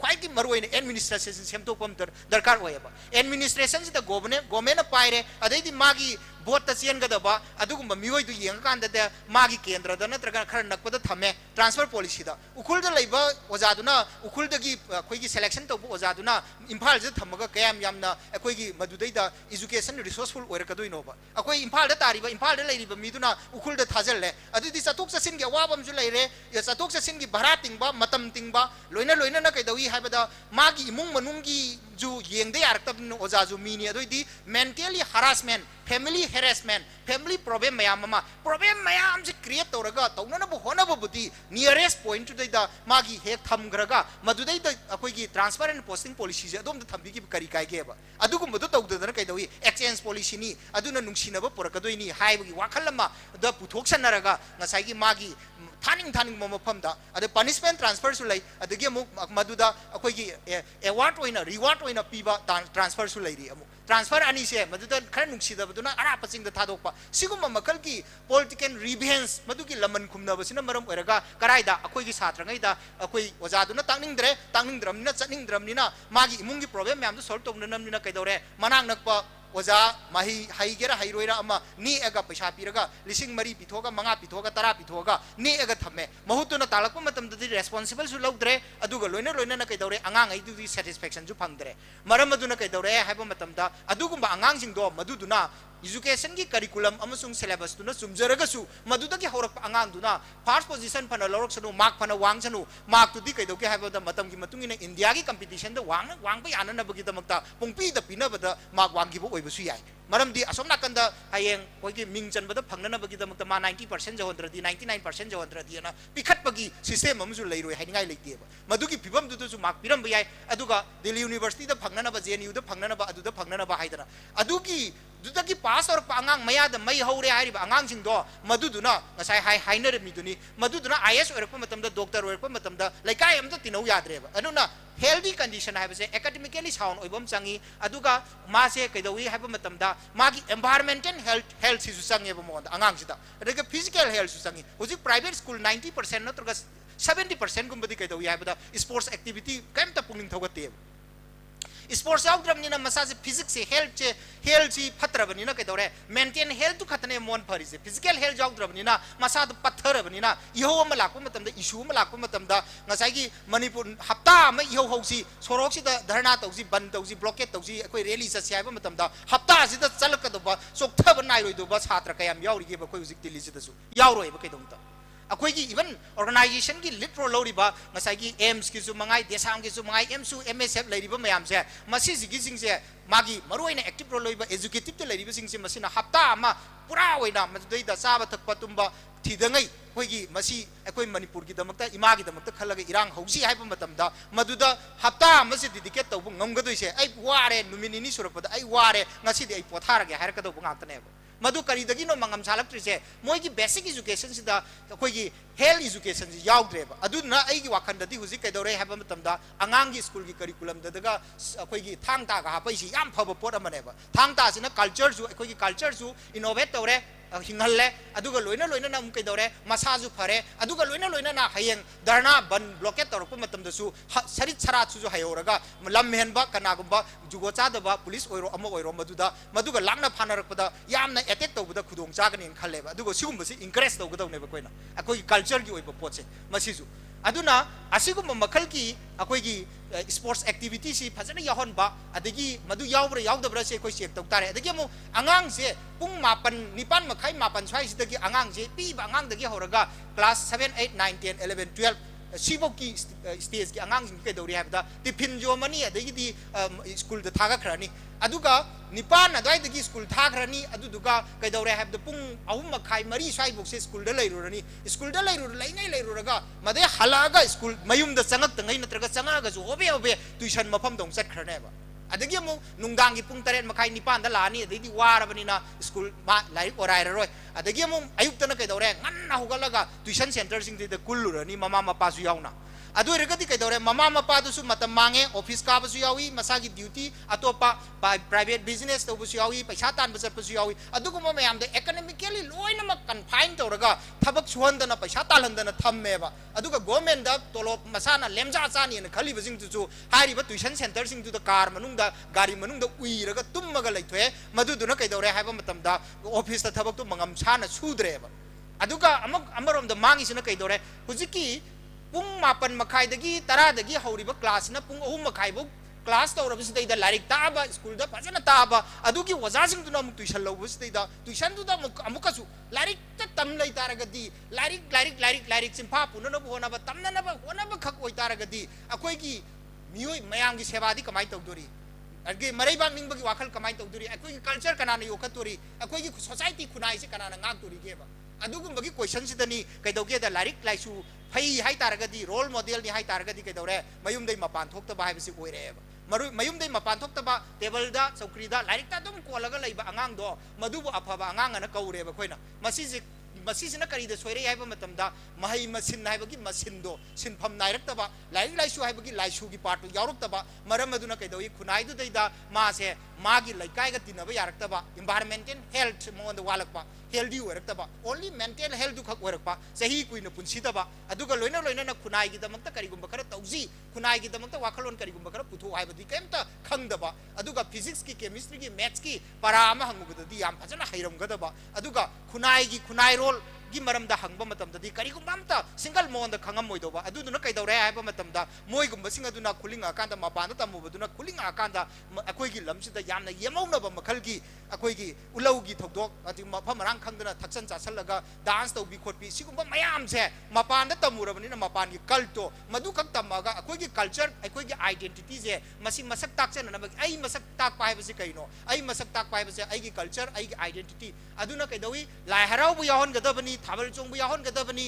अखोइगी तोंगान तोंगान बा कल्चर की एलिमेंट मयाम से सरोइ खांगबा येंगनगदबनी सिगुंबा मयाम से मसी पुंगिंग थौगत पिननबगी तंजा से पुंग मापन मखाइ 10 सिदगिना पुंग 3 मखाइ बो लाइक तमिसे इबुंगो इपेमा सिबो मनुंग लाइक तमिसे लोइरे सि मखा सिदा हैनरबो होनो मखा दि ट्यूशन जु चप्पा यारोय अदगिदि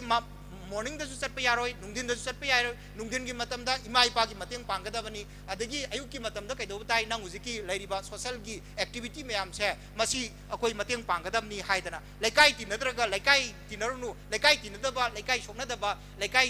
की अंगांगसिंग पुंदबा अंगांगदो अफबा अंगांग नि हाइरेबा लेकाइ दुददि फतबा मयाम यावबि याय फतबा मयाम दो तिनरगा अफबा ngaktadagi paratam gadaw natiba khoina फतबदगी जु परा तमगदबनेबा लेकाइ दुगी ngauसनबा ngang ngauसनबा जे फते को हाइबसे परा जे तमगदबनेबा अदुगी दगी लर्न तौरपदुना मदुगी मागी सोशल मागी एनवायरमेंटल हेल्थ से अंगांग दुद यावरकदबनेबा अदु ममयाम दो अमत यावद्रे अरे ममा मपा जु कइदोरे ममा मपा नसु ngसाइगी फमिनना अंगांग दुद पौताक मयाम पीदना ngसाइगी सी फते हाइना नबगी तंजा दो सुंगलै लैत्रे ममा मपा का अंगांग उन्ननबगी तंजाजे हेक अयुक्तगी ट्यूशन चकिबदगी स्कूल दौं चखरे अदुदगी अमु हलागा मुक ट्यूशन नोंगमदा अनि नत्रगा अहुम गुंबा बेस अहुम गुंबा फांगरेबा अदुदुना मरम ओरगा अंगांग सिंगसिदा टोटली अंगांग जी यंगपा मतमदा कइदौरे अखोइगी अंगांग सिदा नेशनलिज्म एमसुंग पेट्रियोटिज्म जे सिलेबस न मरोलमा करिमता कानाद्रे अखोइगी कल्चर अखोइगी आइडेंटिटी मसक ताकवा याबगी सिलेबस से ममिंगदगी ओइना मनम ओइना थादोगा तोए करिगुम मखल की मसाक से याम कन यावद्रे अदुदी मार्क नते होय कनोगी इंडियन की करिकुलम फ्रेमवर्क की मतुंगी नदी ngसाइ के दरम बताइ अखोइगी इंडिजिनस की मागी सिलेबस से कंटेंट से सिगी परसेंटशिप खतंग पीगदबनी न लैरमगनी लैबदी सपोज मार्क 100 की मनुंग दा 20 से और मणिपुर की ओइना अखोइ खुदम ओइना लौरबदा 20 से मसीसी इंडिजिनस मागी अखोइगी कल्चर हिस्ट्री मसीसी याहोन गदबनी न हाइरम बदी याय तबुदबु मदु हाइरम जरगसु मार्क टू द नते बखोनी यंकदुइसी मार्क मंगा खकचु ओइबि यायबा मार्क 10 खकचु ओइबि यायबा मार्क 10 दुगी मनुंगदा तोंगान बा मखल की कंटेंट मयाम अमा याहोलगा लारिक तो खरा थारक तौरगा मदु जिंदो नमदन पाहलौगदौनी ताहलौगदौनेबा aduga mark to di adugi manung to gi specific question kara hangaga angang duda anga saigi natragana syllabus content khara khak lokhatlaga chahi khudingi rotation taunaraga haibadi magi syllabus tu da magi para si para kuntra mukhi yawalaga hariba kuntra si gi manung dagi para manga katang tamaga para manga dudagi angang indo saigi mark kun gi test to wiaiba lemo riba para kun manga natraga kunduna pedawi angang dugi off time da magi reference oina pajazinoba like tabu yauradi no natraga no ma paruganeba aduguma makhalki maong je khara khongdok taragadi akoigi nationalism akoigi patriotism gi feeling je akoidi yaurtadana haujik se akoigi mi singsi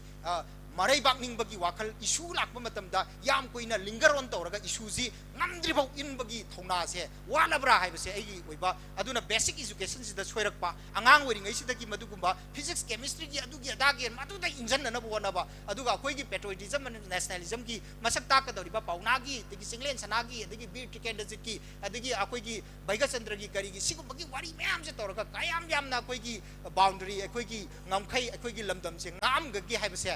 sigumba singse para singse takpiraga angang singsidayda akoigi iramdam nungsibagi iselje selan bam changeba adu hek chendaba matamda madudi akoigi soirakaneba adagi amana paisa gi matang duda chen gi matang duda paisa huntuiba mayam se private school gi akoi masigi kanosi rule lama kak semaga government na masigi pulap sigi paisa laga kedobutai haibada school lama ga fee structure da longning balobuse masiji matuhanba madu kaido government na purawina fee se private school da tam doise fee je government gi kano ma da akoigi account ma da common account ma da pulap sangba mama pana suppose tha ma da lupa sanga thire ne sanga je government gi account da thijan ba aduga government na mu hari ba particular school sing tu da mu diversion tau gi ba adu ragadi khadrak madrak tawdana amaga yanaraga digi student organization am sangurani natraga some civil society organization amana kaigino fees awmale no di sangurani ada paisa khara piraga dum yasenagi ne asiguma makhalki tradition se masi lairaba akoigi india je lairaba lamni yam ina kunba lam nati masigi manungda su amukka lairaba lam state ne ba koigi manipur se aduguma laira re hairi sidai da tuition ki culture da haba adagi paisa yam huntokpa adagi demu private ki privatization ki madugi web sino khum gi dana akoi je kaido ke da pura sokchan gare ba economically yam sokchan le socially haire koigi culture identity pungchi sire aduga politically haire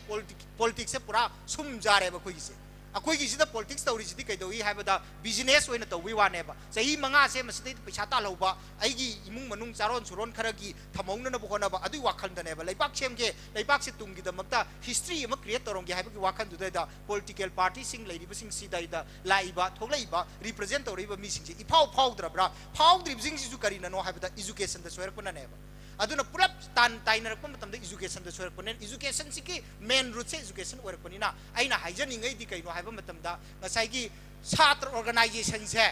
noi di chhatra ni mai tamu politics yaro kanu noi di chhatra ni mai tamu irang yaw kanu yaw de ya de ba irang yaw maram di magi mai tamba du da disturb tawre ba politics to na disturb tawre laibak ki issue me am do na disturb tawre ba disturb taw bira kanu do di disturb tawre ba aduga maram dam su disturb tawre ko da nati politics hai ba se sisu education gi manung challe education hai bisidi loina mak mapan nai di yam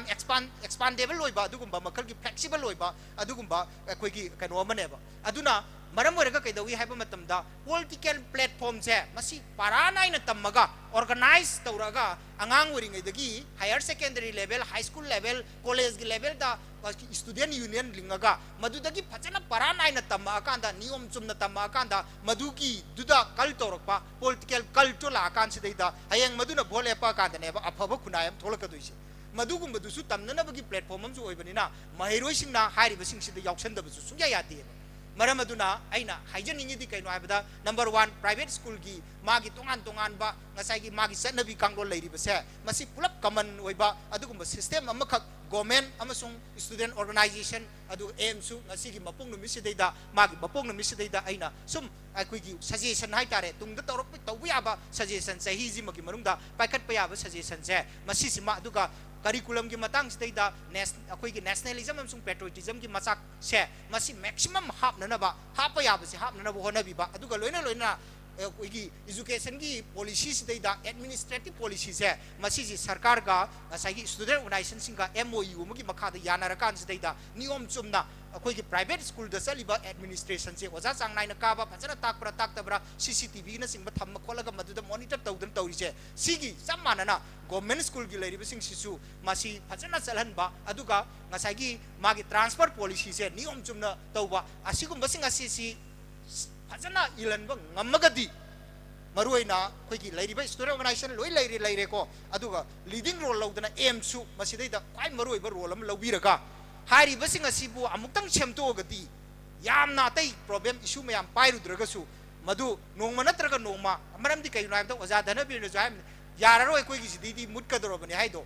आसा अमकतंग थमगे high तारगदी अकोई की खुनाइ हुजि उरिबसिदा सेमबा यारोयबा तुंगदा हौरैबा आंगांग जिंगजिदगी सेमकत्रगदी यारोयदमनिना आंगांग जिंगजिदगी हौरगा हारिबा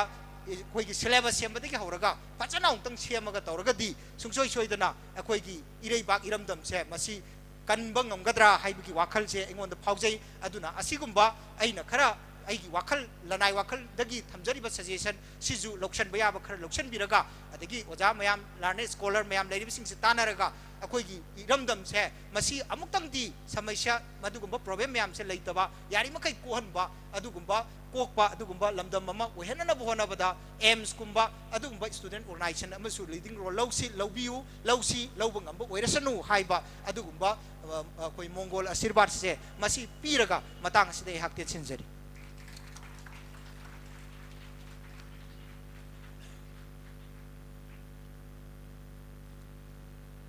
Thagatsari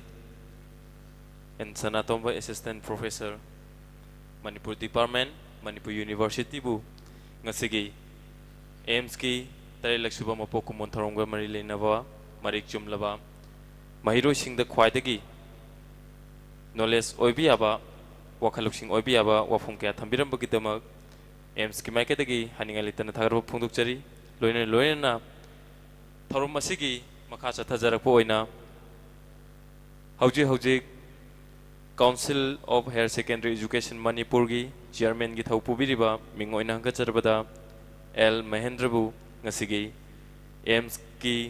tare laksuba mapok kumon tharongga mari lena wafom khar thambinaba sinjalangjariba AIMS ki maikaidagi ikongno na kausinjari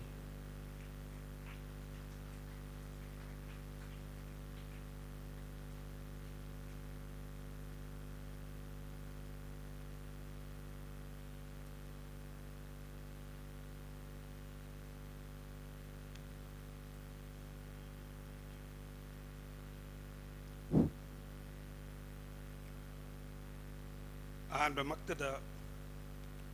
punamakpu kai kumna botchari nasigi yamna sanctified oiraba taret suba Apunba Ireipakki Maheiroi Sinpanglup ki thauram masida Ayak pusu yahon bibigi damak AIMS ki workers, volunteers and organizing committee bu tagat chaba phongdok chari loinana president members my friend Danabir Aishram in absentia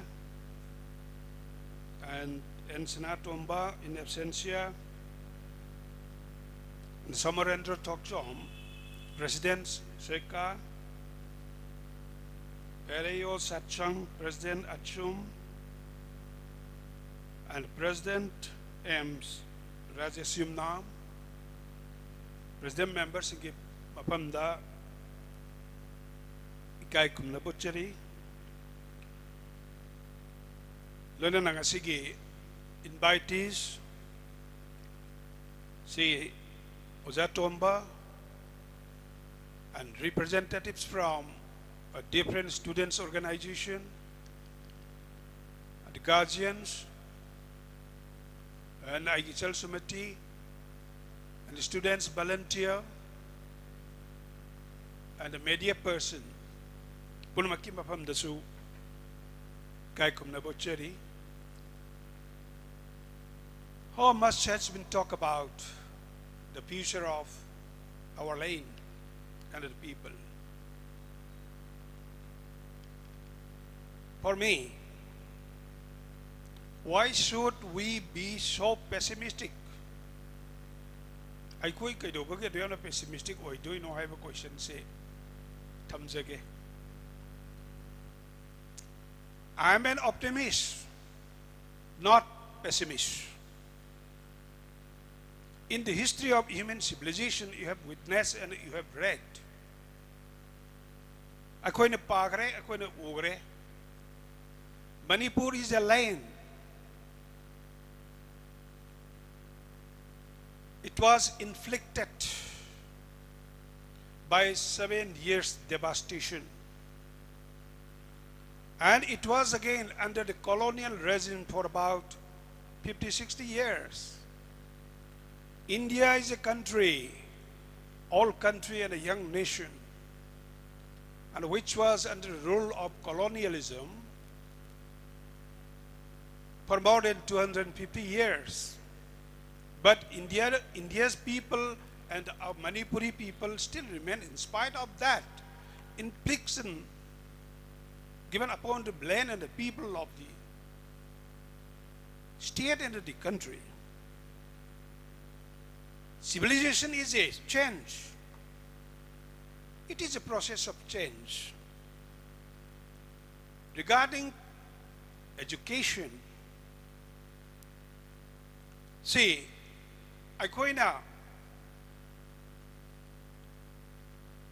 education haibu wahisi, when it reached the state of Manipur, I mean the formal education. Aina haizari basi aikoigi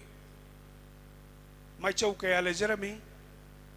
bandit kaya lejarami, aduga lai gumna latnaraba aikoigi guru kaya lejarami. Apart from that, formal education hairaga yamna koi thokta bida university education makoktai hauras. University education, see, Manipur University, it was in 1980 the leki bani, and where that primary education and the school education, collegiate education, see akwadi am thengli yorokiba. Aduga it keeps on changing year after year and generation after generation. At the same time, the pace of progress, the pace of civilization that our people and our land so far achieved as of now, I do feel very much past. Why? Karigino. While comparing to other developed countries of the world, other civilized countries of the world, say, when did Greek established academy there in Athens? It was in 7th century BC. And when did that Oxford and Cambridge University established? It was in 11th and 12th century BC. And our university established in 1980. But we Manipuris, in spite of the fact that we could produce quality Manipuris. Manipuris, I mean all, irrespective of caste, creed,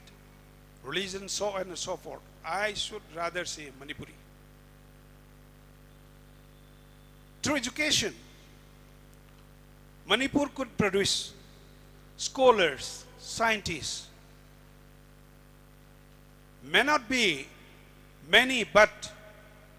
scientists, scholars, we cannot make each and every people a scientist. We cannot make each and every people scholar. It comes 1 in 1,000, it comes 10 in lakhs because of their variations in their IQ. And then again, resource we have got,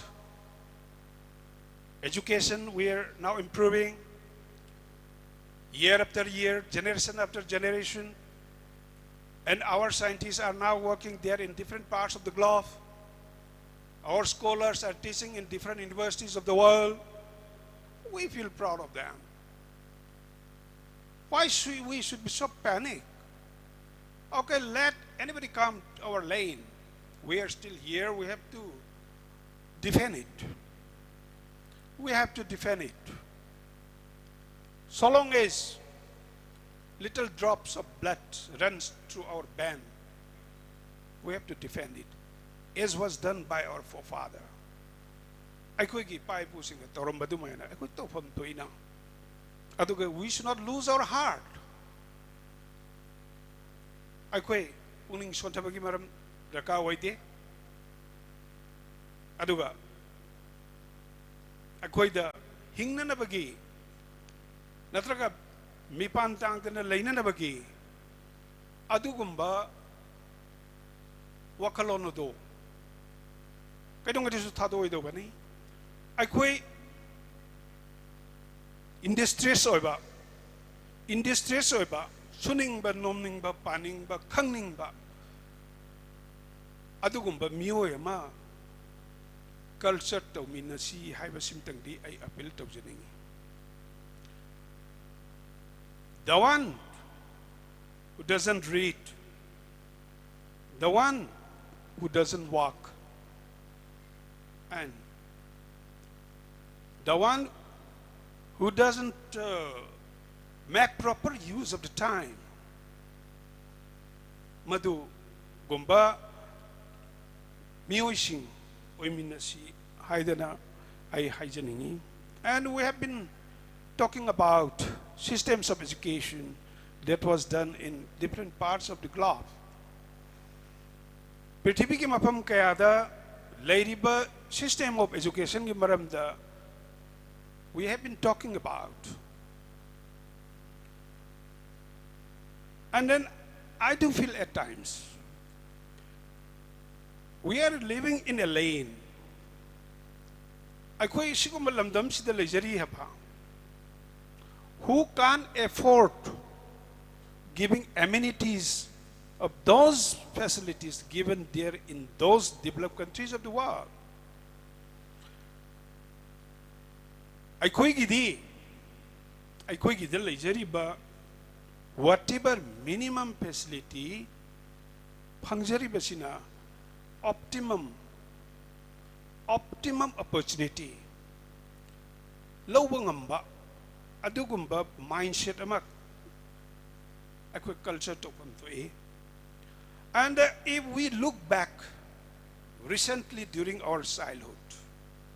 akwigi school tamingi matamdabu wazatomba, you must be well aware of that. Algebra mathematics says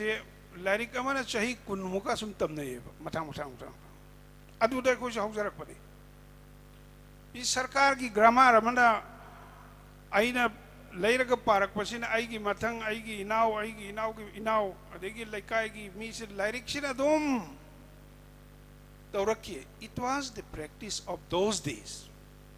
Matam do sanaram baiwani haujikti adu natre haujikti different threats ki different system ki tongan ba curriculum or syllabus lone lai. At the same time, thank you very much, Edison in absentia. He has acknowledged the contribution done by the council in publishing that history of Manipur. It was a very strenuous work. At the same time, haujikta ikoi the lady basi koigi Robert Frostki the road not taken never saying do. Sasing syllabus to your the road not taken in. Sum lakpasida lambi ani ka pang leramada, which way I'm to off. I don't get dilemma maka. I call the labor down now. Angang sing the sukalan biba, prada sing the sukanba, masi wa from the toxic. I logo the opinion dum loraga. I talk the way it to substantial roller. And then regarding curriculum, housing, we are living in a country where one system is introduced across the country. Yeah, we can expand the textbook. Our children would definitely have no time to read over the pages and words of the textbook. Our children also have to have that competition at their levels. We have to make them aware of what actually the practicalities of the academic scenario so far done in the country as well as in the state. And regarding the change of introduction of regional component, that was done in 2017-18 with due permission from the Ministry of Human Resources through NCRT. And therein that not only that history dudanate, geography da, economics da, biology da, and then culture da, hujiki thang ta ka puthok saraiba, hairi basigi one after another, sum. My magi subjects is the national curriculum sida aikoi gi regional components atopa state ki chhatra sing da su textbook sida yaurabani yauna na bari comment aurabani. Say for example in Kerala da digi south da kathak dance kind of moi tauriba hairi basing yaubudona aikoi gi su masigi posi it becomes a national property, not only our state property. Aduna, thengnariba challenges ti karino. Textbook ama ibade resource person changi, scholar changi. To be very honest, aikoi gi lamdam sida, aikoi na sum hai bagi wani, thangai mak ek seng na Tom, Dick, and Harry, when somebody is put to task, yes, there are some extraordinary scholars, but very few. Aduna, it takes time. And it will take time. But in the long run, I'm very much confident that the elements of regional components will definitely come off, is done in history. Regional haraga, aikoina, state in totality, and ethnicity. States the liminariba mipung kudimaki, states the lairiba demography, kudimak, yaudaba yadaba. Aduna interior area kudimaksi, loinabak, Mariksumna present of dragadi, partial orgadi, adusu pajataba port am oigadaba. Aduna it is a product of the research. Research product among the putokba, adum mataw darakba mo oibana, adu matam karatsang bani putokba haugre, haujiksu adum our resource persons and experts keep on working day after day. And in the near future, another textbook of this original element may come off. I cannot predict the exact date and the time. And regarding, akoina apaba satra puthokpada opinion kaya marum pibigre. And I should add something to that. I should point amanida hapsinjage afaba satra puthokpada khwaidagi primary concern oiribasi ozani oza si afaba oza hairaga quality teachers quality teacher kamaina groom tawgani quality teacher si oza motivate to batai oza lairik takpi batai teachers to be taught and teachers to be put to training in tune with the changing systems, in tune with the changing patterns of teaching and learning and setting of questions and evaluation. Teachers should be made aware of all these technicalities year after year. And Ozasibu training Pajana Pivangamaba. That initiative was taken by the council. Aduga, very unfortunate information is that some teachers, particularly the government teachers, are found not attending that workshop. In spite of the fact that around 2,000 teachers attended that workshop organized in different parts of the state, in hilly areas, plain areas, even to the extent of Jiribam, Tamenglong, and then Chandel, so and so forth, Ukrul, Tenglo, say, Chenapati. Sumaina to ubasida, nakaraba Imphal area ki periphery dilaiba, government ki ozasing kara yaudi na, I want information la aid. And then they should be treated well. I have started picking up their names and that will be forwarded to the government of Manipur for future, corrections of their dereliction from duty. It would be done. And action taken would be published publicly. Sigum bayawi, aduna koina, aina haijaning bada, hauji for information of both the teachers and the students, we're lagging behind in certain areas. Recently, I attended one meeting there at MHRD in connection with that introduction of vocational education.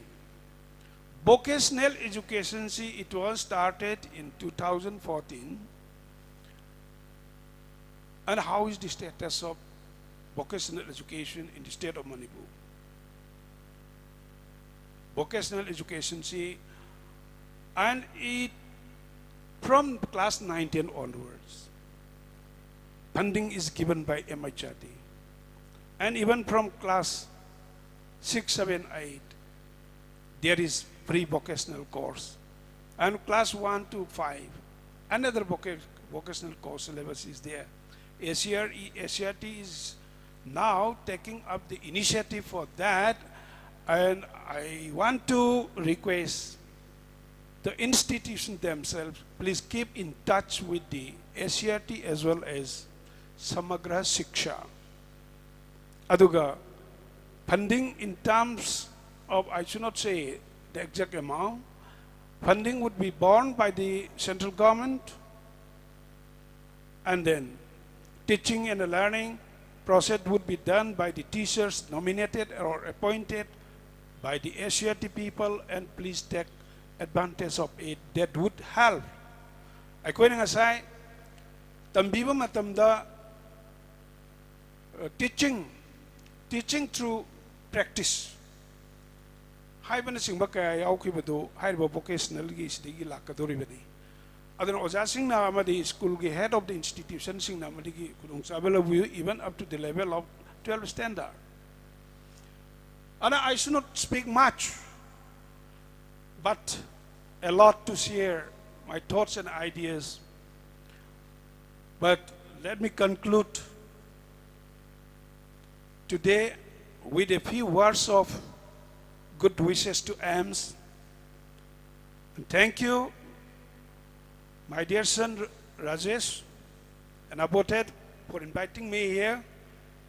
and sharing some thoughts and ideas with the eminent scholars, teachers, students. And I wish once again, may aims attained its aim and objectives to the best. And may God bless you. Thank you very much.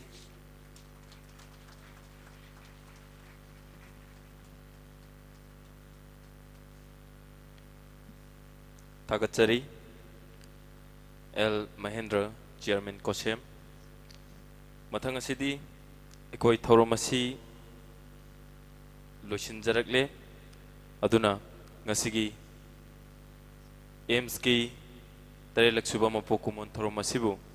mapung phan bigani haiduna lengbirak libanung sijarba Maheiroi sing oja sing amadi tongana ekoi ne sepau pijaruba matamda harau harau yabirak tuna lengbirak liba khwai khudingmangna waraba suwana ngahaktang ekoi phambiduna ngasigi thoromasi loiba fawbudang saruk yabiu amadi mapung phan biu haina aims ki maikadegi ikongnona hangachari loinana thoromasi gi makha chathajarak poina hauji coalition for indigenous right campaign sirka Manipur gi president gi thau pubiriba mingoina hangacharabada ikai khumnajariba Somorendro Thoksombu ngasigi aims ki tare laksuba mapokumon thoromgamari leinaba tentakpa wafum kharadang thambiramnaba aims ki maikaidagi ikongnon kausinjari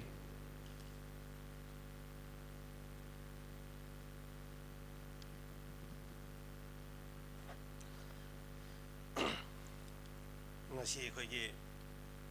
aims ki tare laksuba mapokumon gamari leinana asigi mayai phambang takte lengchen biriba oza khoigi El Mahendra Chairman Kosem amadi kun hajarbuda ma ki mo sinduna rakpirakpa khoigi en emergency khoi hajarabuni adu ma ki mo sinbirga khoigi advisor Dr. Ranir Bilaisam yamna khoigi maru ibni khanbiga lengbe khong thakachari oza sana tomba adi oza satsang amadi khoigi inaw rajas thuringmakpu kai khunu mochari loina mang lengchin biriba maru ibe invite sings amadi oreba lamdam sigi Maheiroi sing citizen sing kuringmakpu han maktada ei makaidagi kai khunu bodu chari education ga mai lina budadi koi ja sing adagi tete me amna marichman thambirame ai joigi mot ama ai social activism oina lejarapuna i societies gi muramda tang thamjaramge tentakna ngasi khoi gi oja yan hamda oja danar bilai samna haira me khoi gi Manipur ji kanbanga maroi mut khirgni an hai mana yan badang lo hobuda mut ka doriba khumusi karino dune khoina khamina ga doribdi mut pai basi khoi sikhiba dagi nakhibu natti mut pai basi mayam mut khiba haibdu khoi jeta mina hatu khiba na yoshin gibe phibam du natti mut khiba haibdi ai khoi gi saksu identity mitop na yomjal la kanda isa langang balon mang khiba adi chana ma khoi chana kanglon mang ba adugubuni aduni mut pai na man hairamidu akhoi malem sikidagi khoi mut khigida sigida bu natti masine khoi na yamna khangjin ba mathok dai je akhoi ge lon mang khra ba khoi sakchu mang khra di khoi culture mang khra di khunai sida Manipuri haibu khunai se laitre haibu du udragadi laitre na masana haibam thokpuri India gi oina khoi gi han ba India na independent phangba matam du da masagi marol leijaba masagi culture leijaba si mi lising amaga satruk ni auda hauji mi lising amaga sama kun community lising masam kun ni hingauri ji adi miyan masak khangba identity leijaba loli mangdana le hori ba hingauri ba adugumba community sama kun ngai sele eba madugi manung da sam kun manung bang da khoi yauri hujek sigi madu khoi ma adugi marak tu degi khoi ma ki gadra haibagi aki badu ni sig laisi masih kalong na bagi khongthang ni koi mayam na launari ba kep chana ba yaroi ama chana ba yaroi kaina launari ba mayam se aduna akoi na Manipur da tungan ba san hai ba dang sai lup mayam thole hai lup sing tholpaki maroi maram di hai badi akoi se Loishang kita hai bagi akibat tu mipung kuni mukta pau na magi aning ba apa mak ya thole ai tar tholok padana manam warga kana agum lu amna taw du pelak taba adu di masia khoju taw phai kan khalak pati group amna sagalak podok do lingjen mana da ba man ba marji lingjen manan di kana kali na no hai madam nga sagi system sina nebo akoi da lairi ba system sina maram warga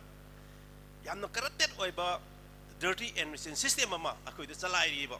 akoi yosan na boy mong da masina ni hai badi khoi ni khang da khoi masien wakhan mana da lingjen madana da toini ka lingjen mana lak triba wakhan manan di kana no no kai di kan kamai to roino kai di nei naru da hai tare ale ki akhoi ki political will ji ama bol ji dra bai tare mi ki makha pol ga captive wer ga chat ba loina mang ra bai tare ne ai khoi se hinga do ning ba adu ko individual adu ko mi ama khoi ji ji ori ba khoi khudi bang na hingmang amrai na khan ba maduna maram oirega ni ngasi khoina any political leader amada khoina matung ilje as hanak ti khoi gi keno ki BJP gi bol le pe ba keno ki matung da ilhok da yaroi bum chai matung ilhok da yaroi adai chi gi ranjan gi matung da ilhok da yaroi ka de people sin na khalli ba natra de khoi hingmang amrai ka na mi khudi na khan na ngasi kep asina maram oirega akhoi chi sungsai soi da mut khirga ni na khallaga su Bote BJP da ka kidong malai wakan kai no no sai aki buduna som jangthan ki bai tare ne adu kana mo akhoi ki leader ori ba samnai Manipur puri ba leader se sina ju khan bai tare akhoi se center ki matung indragati akhoi khunai se kanbang amoy mana khalli ba khal bidru maram oire ni akhoi se jangthan ki ba akhoi se sini khangna yopiro hai ba chamana jangthel laba adu bo khunai ma ko oire bo jikti yen masa si je koina haning mu tamda saling mu tamda yen masa si sing ma chang phaja bakhar par ga ku no ko thelga tha bani ta phare sa thokra asmai tawdra india da ki budget khar tha da kan da budget sing tu ngor kan koi leader sing chang chal li ba madu ki budget tu ne koina tu gu do se ji khang da bhai tare akhoi man chang chal lang da bhai tare lang nar kan da koi ma chen mu na kan da modu tongan ba eno ma am tholak bhai tare issue tongan ba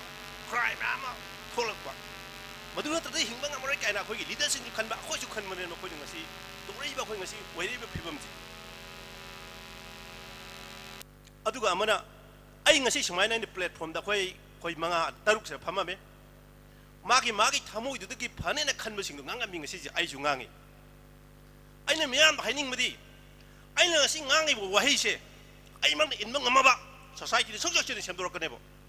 ngasi ki political leader khring magna ngangam ma tamba asumba apa bang akting amami thabok tok thok de mok tok ba hai tare ne maduna ni ngasi ko society se mang thare ibase akoina mana ngangai mo wai sing do mana tawra ba kari ki Manipur kan mang moi doino ilai lai nganguni aina ngasi ngangi base aina tawra ba kari wi Manipur mang do kan mang nganguni akoi de hen resource nemba Japa akenona akoi state thangnaba state Mizoram na yamna line hai tare ne BJP se kangkhun bok thamoi akoi state si hai bangom masi akoi di population handai state si akoi di resource handai adum ko hingmang amme ba without the help of center ki mati ngawdur ko hingmang amni sa thok lo thok bang ami ba ngasi makoi di population ju hen ba resource ju hen ba Manipur di madu ki aki budum lai batu lok thok mutam da ko hingmang amoroi kaina khan gi wakhallama puruk chali ba khoi leader sing da mari ki akhoi ki leader sing da man khallabani na magi masa masu oi ba khoi khalli hai batare akhoi ju khalmu du ne ngasi ba khoi ki matung illi base lali khangna ai ne khwade ke puning nung siri di BJP ki hunmei wante manifesto da kep compulsory channel ne yawi Congress di Shelam yauri na Manipur da first second tadr je BJP amasung Congress ne ba miyam na khangna piri ni akoi na khangna tawri ni akoi sini khangna chongchilli khoi na maside ni ai na ngai bisi masi kari no hele society digi leaders ing ohin mane basi malam di leaders ing na masi dan amang ngang ba magi thamu dan ama tau ba hai batare aseng ba thabak to tau bangam da hai tare aki budun maram morega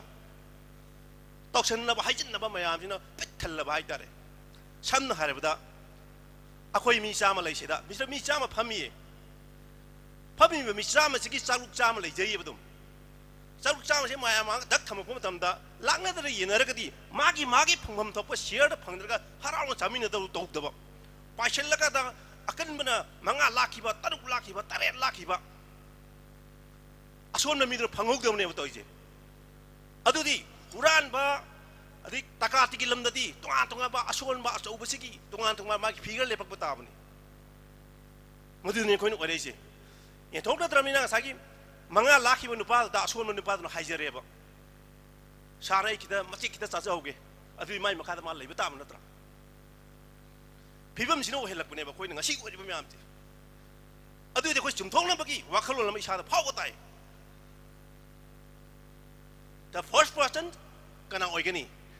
ai wa kadam ai sing wer kadam ne ba akhoi di mi ngona ngam maga isa ri sem tok te ba search ki pastor amna smai liye do mi ma pom sai huram ba yate mi gi yen huram ba yate laur kan da mana yelam hu lai la kan da mai ma tu du hang jan ne nang na ka sai mi ngona ta ko di yen hu ba yate nan ka mai hurai do mi ngona ta ko na gi di yaw ge do adu ne khoi society to ije khoi ngasi ki MLA mati sing tai mi ngona da sum ba tau je sum ta khwari chang hural se moi bai ta ren masidin khuna ya mangi bisi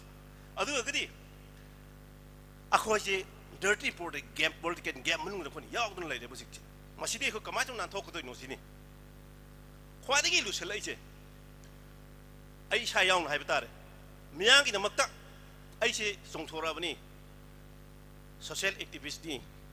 leba se ko kalin dro bina ha tholai bani akhi ai gi mo thol ko maya masina asum ba mabuk torok tre bosik di masung sai gi aki budu du yoksan khakanda adum chami ne ki bai tare ne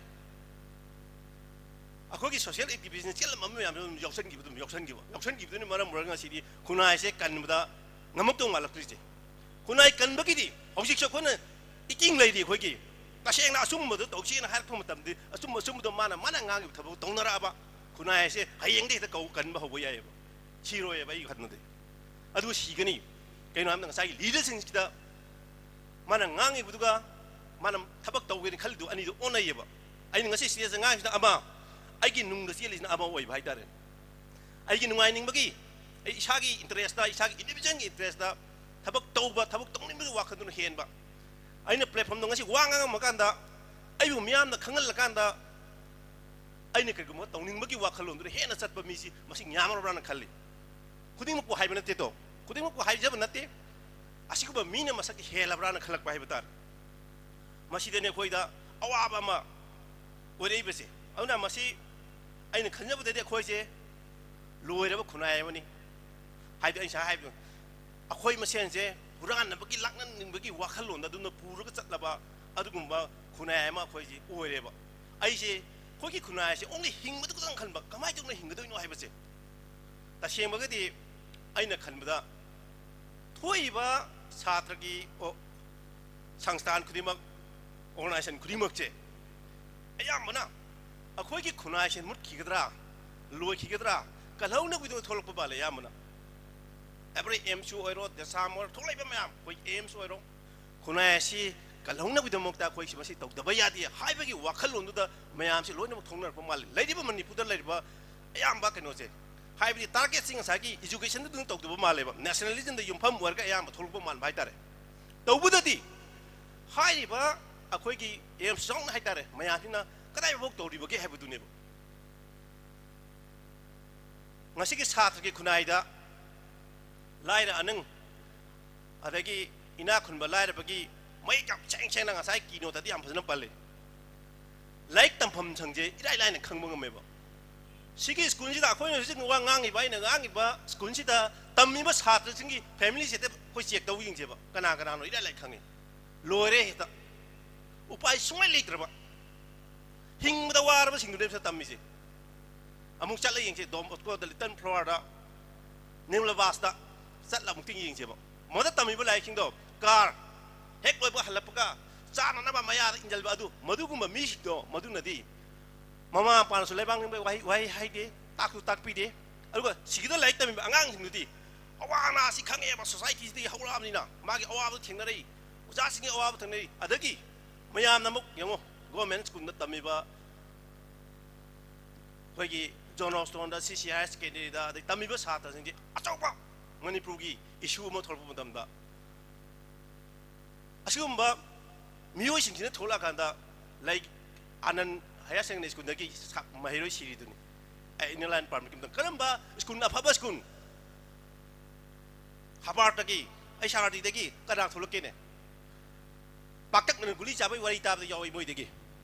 lebak ning dana ade keno tong na tawbi wari de ta de ba kunai ase kan no tam khoi na chong thok dana oja sin du injan de oja sin du yawo ya roin thengi mama pa ju yawo ya roin thingi kunai mut paka masa masu like phab du yaw khani haibase kunai mut khimu da mai masa du yaw khini haibase mama pa ju khande tambiri bo jan ju khande masjid ne koi kunai ji mut ka dore base kana abu khalli gene khanda bu ma thakta ngasi gi pari ba akhoi bu lusingi ba miyoi me amje koi de ge hai singo me amje sina su mu khanda bai tare ngak puni lai lai su hai ba me am sina noi dia da yaw bu ya ti apang ma min ne da yaw sing du na hai ri ni ai delhi da lai ta mai tang bu dam za ai na so da yaw khoi bu dam da ai yam ba ai gi ki san me am ai ngol sawe nang la lai ta mu li ju su ku mo tong na brai sai da hau re ba dum o nang lai ta mu ji dai su mai na tong na ba khoi mang na ba khon na ba la matam mang han na ba khol na ba yungi kana na ba tong na ba na u re ba ha ji de khara ge phap tar ba ma le phap tar ba hai ba di akhoi tong se tong de ya da ba polam di lai ja la kai khalak ba wa khalon do madu khalak ba ma le kuina sum to khalak sai di sang sin na sai kun tra ke ma thak ta dum police na phare army ni yo le imung wale nai re khoi imung na yong da awak pa phang na saw re maram di ngate di imung du army na police na kama ngak pa phang olam ni nai ta re yang ot khre hai ta re ngak pa phang na ai ka jang ngak pa phang loi re loi ma tang da tong de ya da ba pot khadi lei ba ma le hai ba se ma khoi wa khan da kitang khalak pa man ba adu akhoi le kai da khoi mung nang u duk to we yam nang na ba ju phang da duk to hai ta re chi ne khoi gi lu ri ba siam khoi de lu si lai je adu ai na hai jin ni di akhoi gi kunai se loi ra bai ba da pura ngak pa phang na kwai de gi ngai na Manipur University gi oza scholars sing lai lai chu hai ba sing na hai ba nationalism gi wakhan masjid ti bo yaw wi de masjid bo yaw de bai ta re sam na ba science oza da gi moi mai ke nu de di ngau ja syllabus ngau ja kan da mai subject to ngau ja le gi bai ta re subject na di yar oi ba Harvard science kana no Maken Prade kana ningjing mai ai moi na ma ba nu shi ram do adu jo khoi kha ga ningjing mam jang ni kok to akhoi na di akhoi di like to the tawdong ni ata tawdong khan mu chum de ba khwai de khali di lai lai su khai ba min chum na khala ma tung da paring chuma ma tam du da ne ba akhoi na asum ba pot ngasi khunai si kan bang ngu doi bu si adu na ne khoi na ngasi si khoi gi samna am sling khat pada kai gi nam link ki ro ne na hau doi si am sling ki ba je education system nu chu thong na ba khak na te ba miam si da hago lai ba Maheiroi sing si da nationalism ki wakhalo lama ihul lama pi ba mathau ta ba do maduni akhoi da darkar lai si aduna akhoi da yamna luri bu si akhoi khangna akhoi da akhoi gi ithau sing pangthok ta ba si ne khoi kwai de gi pakhali bu jaino awi she akhoi she so khangde political leader khangde Manipur mut ka dor hai ba se khoi khudi mun lauri adu akhoi khudi mang na Mairan mina mai da chongchan bu no chongchan na sinal bu di honari ba loina lawi ai su lawi bot ke leader ma am su lawi au ye je che mo ma sa mo na yam ta khre ngon da because ma ja khoi gi senior leader ni social activist or su ama ma do ju oi e ma je alu au ji ma ka nom to khre ma khang dai ta ne bap ta de ba ju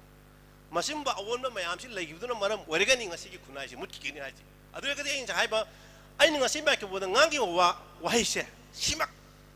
마 ngang mo do tawrak ba matam do tawgen khan mo na pangthok ba matam da